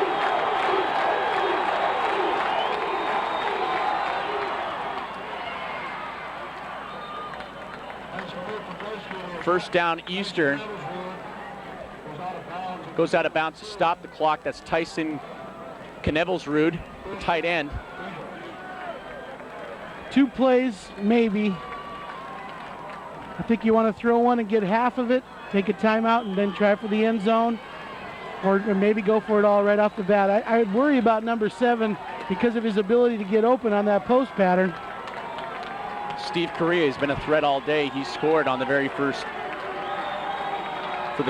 score for the Eagles. So Correa's in there, Jackson's in there, Antoine Miller's in there. And there's Prescott in the flats for the outlet, and he's hit as he goes down. Garski, but they throw a flag, and I think they call it against Kelly Bryant. It might be excessive celebrating. And they call it against the Eagles. Intentional grounding is the call. They said he threw it away out of bounds. Loss of down, 2 seconds on the clock. Grizzlies up 34-30. Well, here's where you definitely back everybody back in the secondary and you let your front line go, because this ball is either going to be caught for a touchdown or the game's going to end.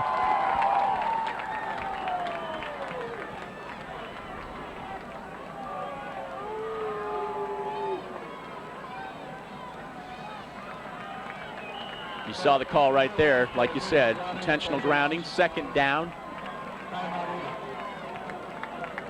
2 seconds on the clock.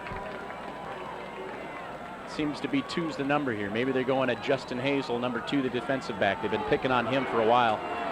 They're trying to sort things out. Now Jerome Sowers is very fired up. He's going onto the field to talk to his guys.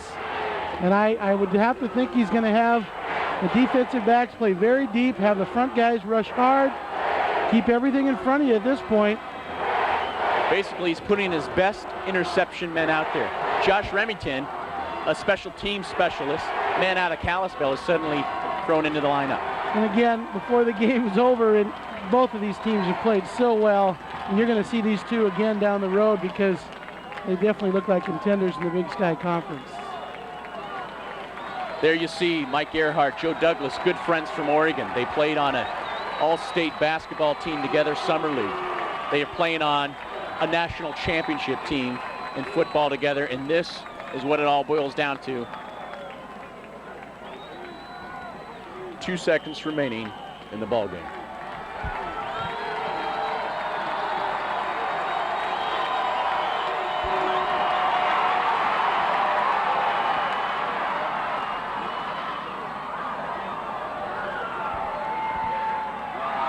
Interception, Josh Remington. Grizzlies win the ball game, 34-30, your final.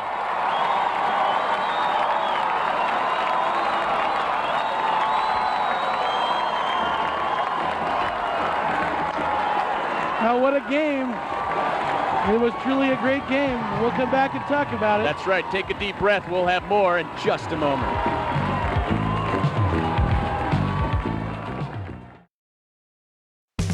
Now, back to Grizzly Gridiron Classics. Ayott's 560 yards are a single-game Grizzly passing record that still stands to this day. In 1996, Ayott and the Grizzlies continued their tear throughout the season, going undefeated all the way to the national championship game before running into Marshall once again in a rematch of the 1995 title game. Marshall and a young wide receiver named Randy Moss took the rematch 49-29 to win the national championship and prevent UM's repeat. The week after setting the single-game passing record against Eastern Washington, Ayott's encore performance was a modest 510 yards in another win over Northern Arizona. Thanks for tuning in to the first Grizzly Gridiron Classic.